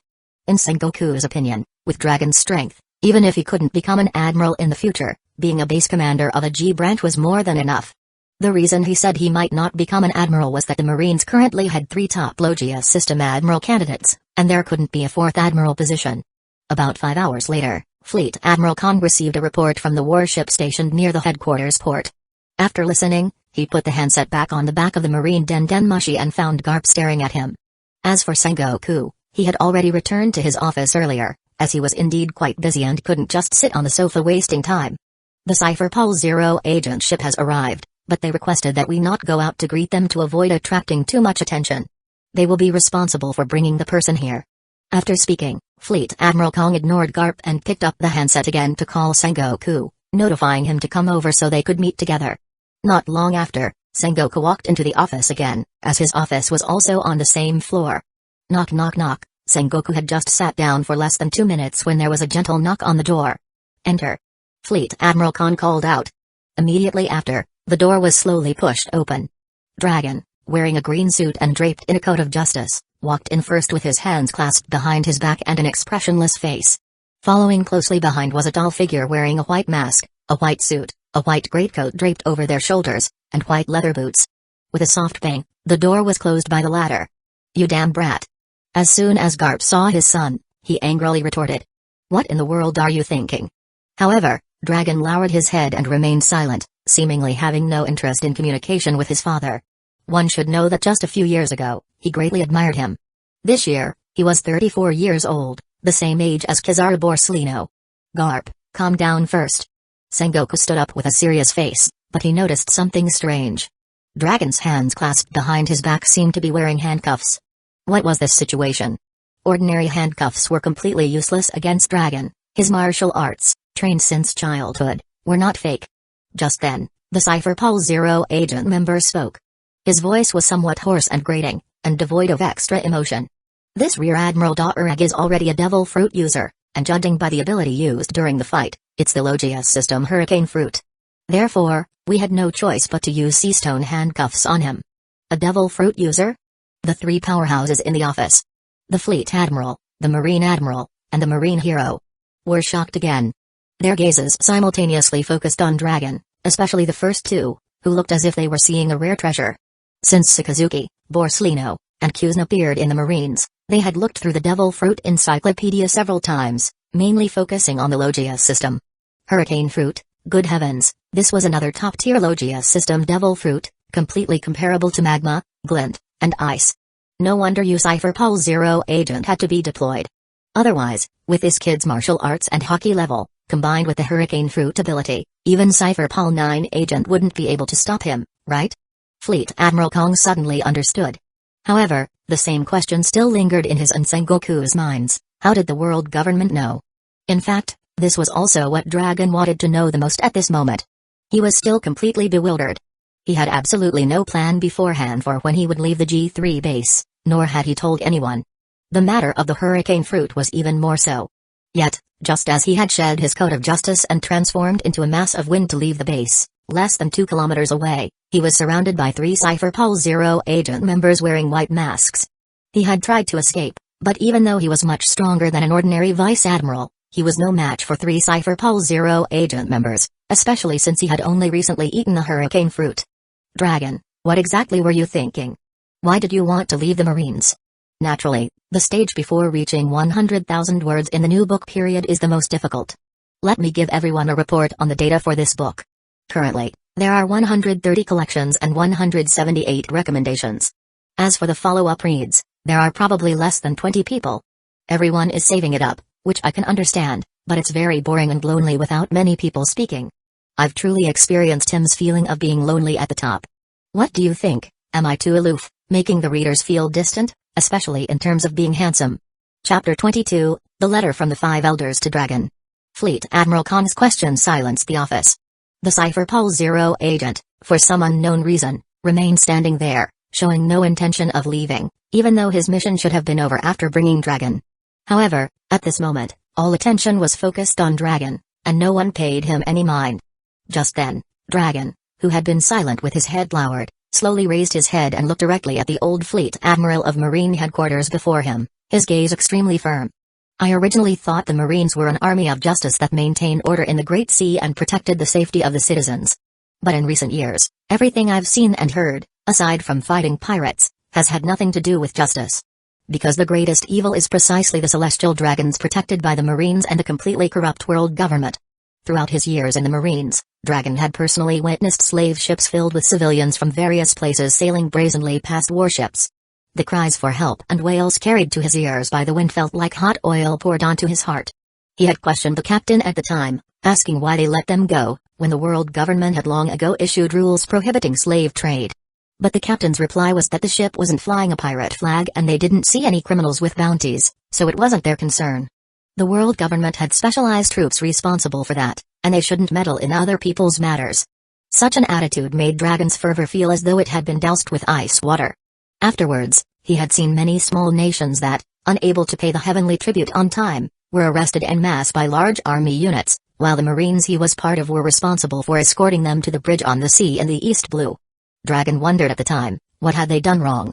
Wasn't the world government, which collected excessive heavenly tribute from them, the one at fault? Even he knew that different nations had different economy strengths. How could they collect the exact same amount? Did those people in the world government not know? What would happen if they collected a little less from these small nations? These repeated questions directed at the world government in his heart intensified his dissatisfaction with the world government, and even his gaze towards his father became cold. Marine hero? Marines who protected such a world government, what kind of heroes were the heroes among them? The key point that completely disillusioned Dragon was 2 years ago when he was with a troop responsible for guarding a celestial dragon. At that time, he personally saw a child who, because his father had forcibly held him kneeling on the ground and he couldn't help but complain, was shot and killed by a passing celestial dragon on the grounds of disrespect, and then the celestial dragon went to the human auctioning house as if nothing had happened. At that time, his fingers were white from gripping too hard. He despaired. He despaired of the Marines, despaired of the world government, and even more so, despaired of the celestial dragons. The world shouldn't be like this. Perhaps favored by fate, he accidentally obtained the Logia system hurricane fruit. With it, he had a great chance of escaping the pursuit of the Marines and the world government. But fate played another trick on him. As soon as he stepped out, he was blocked by Cypher Pulse Zero agent.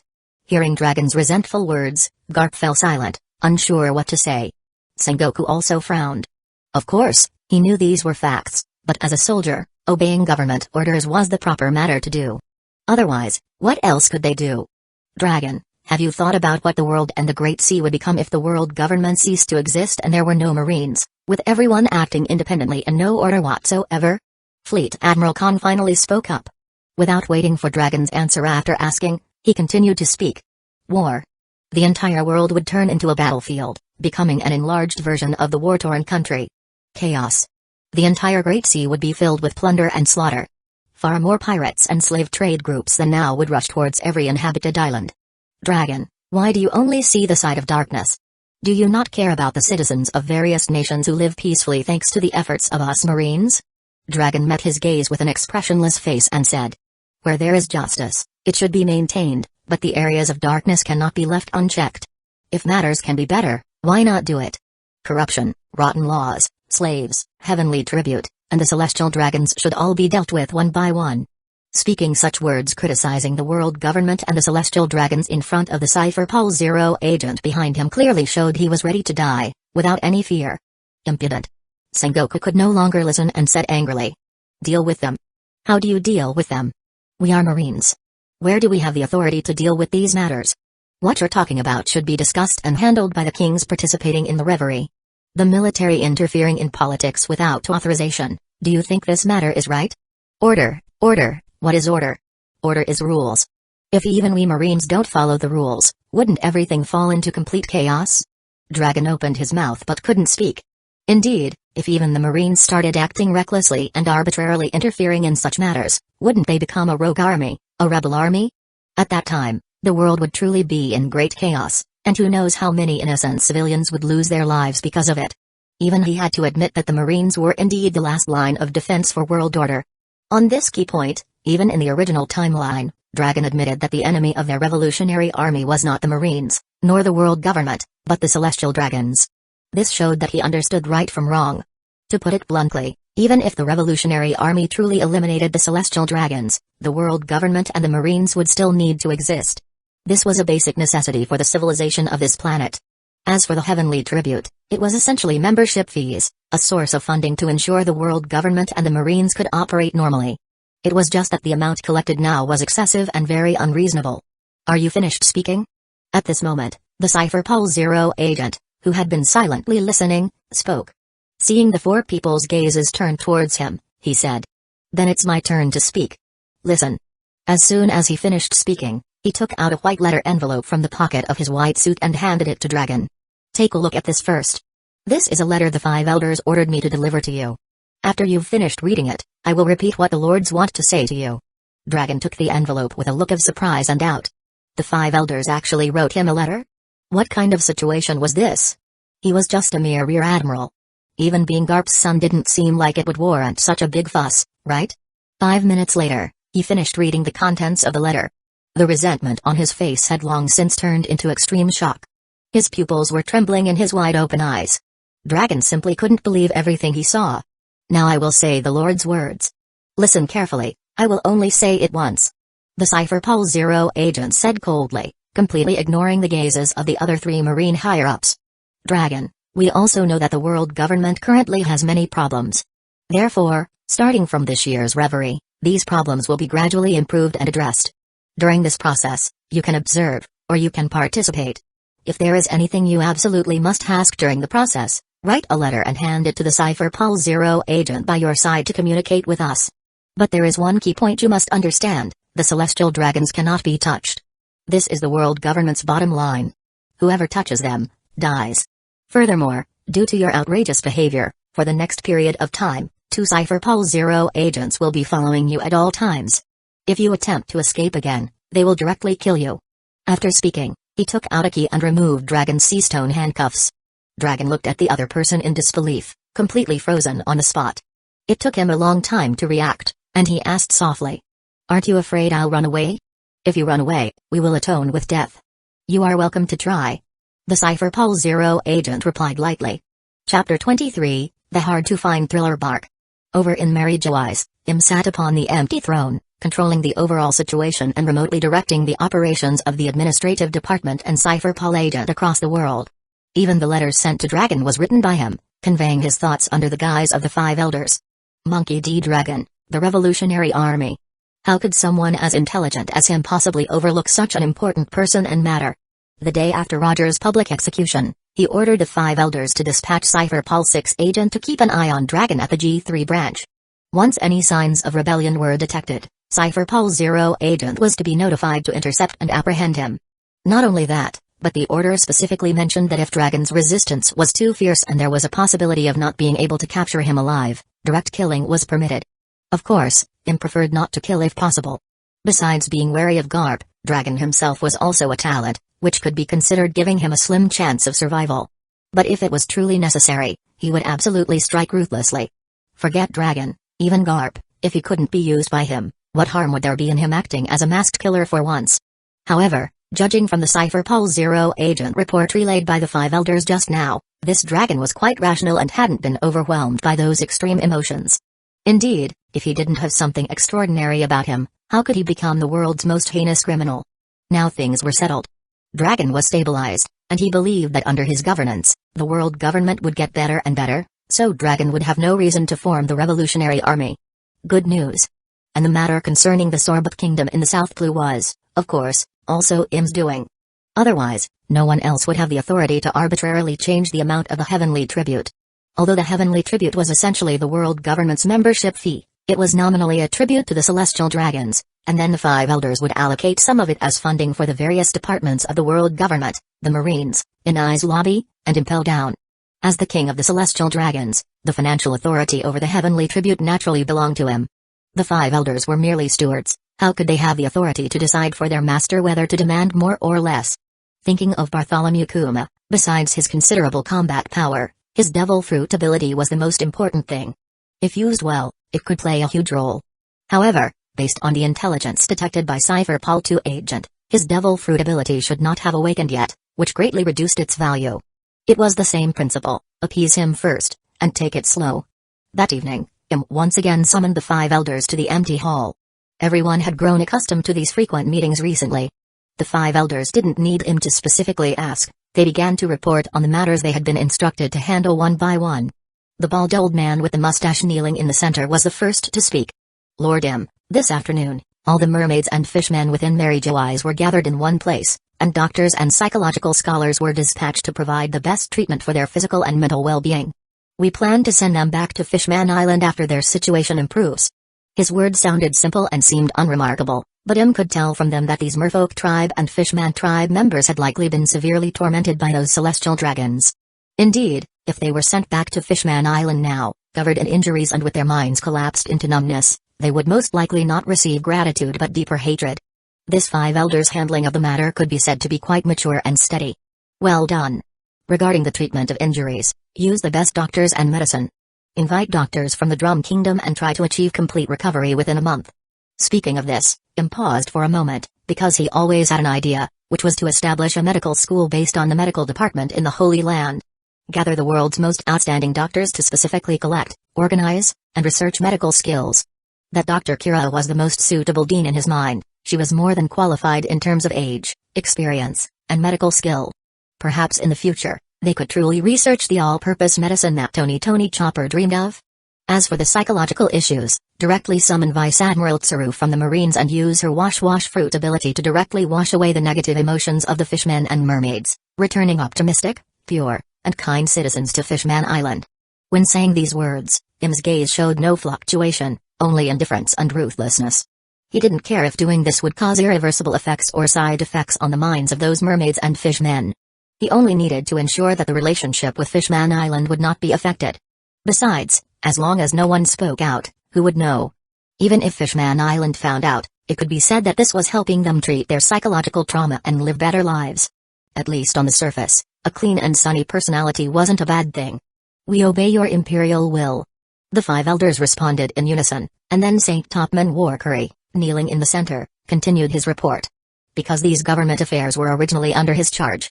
Lord, according to the reports from Cypher Paul member agents in various places, all 23 kings initially contacted so far have expressed support for the agenda item's passage and have signed the scroll. Im nodded from the empty throne, very satisfied with this result. Good, continue then. As before, prioritize kings with good reputations among their citizens and poor small kingdoms. The only goal is to ensure no accidents occur during the voting process. As soon as the agenda item is officially passed, immediately begin the operation and push for the implementation of the agenda item with maximum effort. Yes, Lord Im. How is Cypher Paul 5 agent doing? Have they found that thriller bark? Im asked, staring coldly at the 5 bowed heads. When this matter was mentioned, Saint Shepherd Jupiter, the one with blonde hair, the most handsome and robust appearance, replied, Lord, the dense fog environment in that sea area known as the Devil's Triangle Sea is too harsh.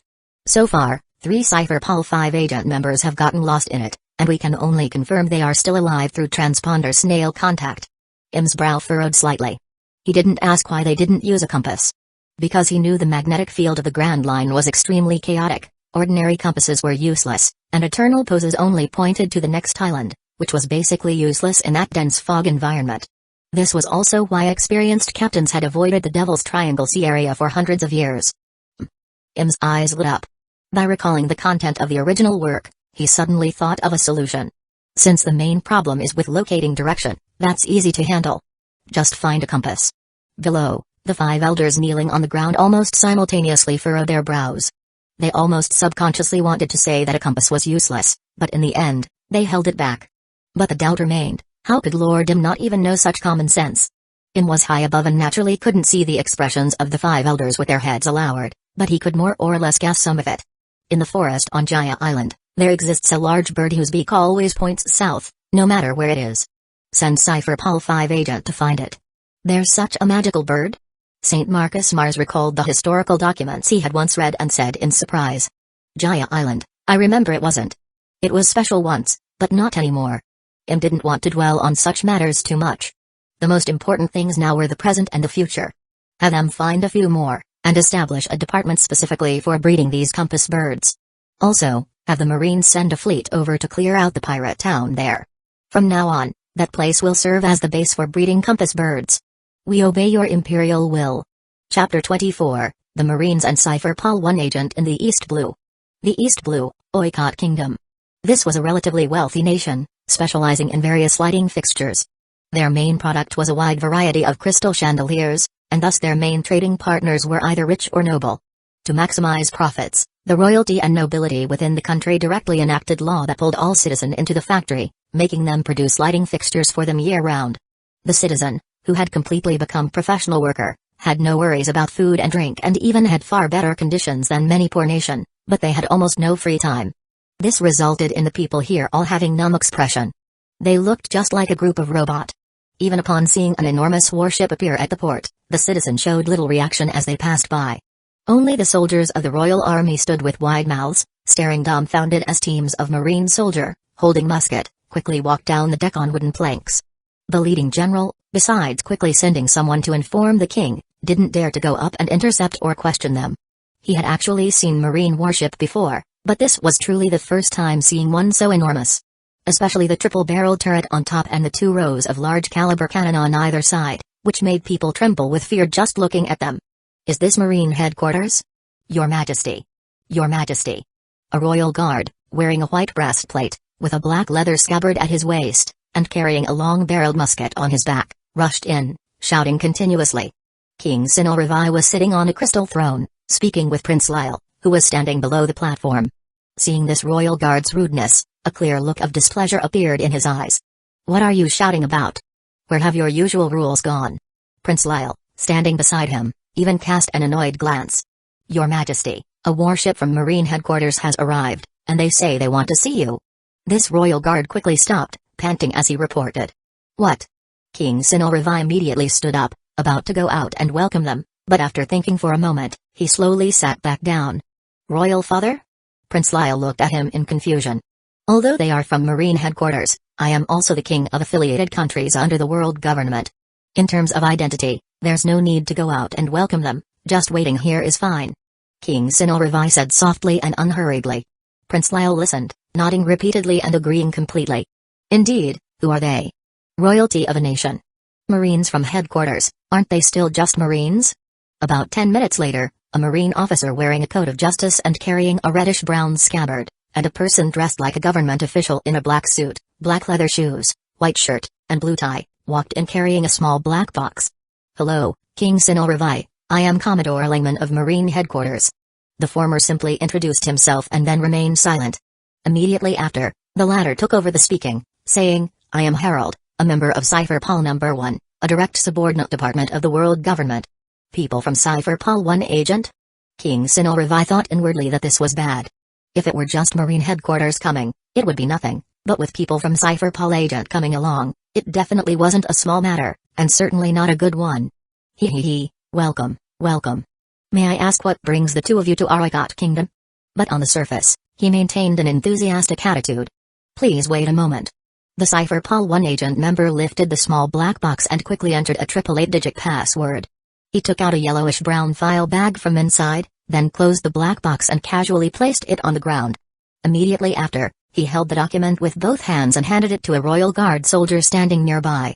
Please pass it to His Majesty the King. King Sinulrivai, not understanding why, took the file bag handed over by the royal guard. He found a file report inside.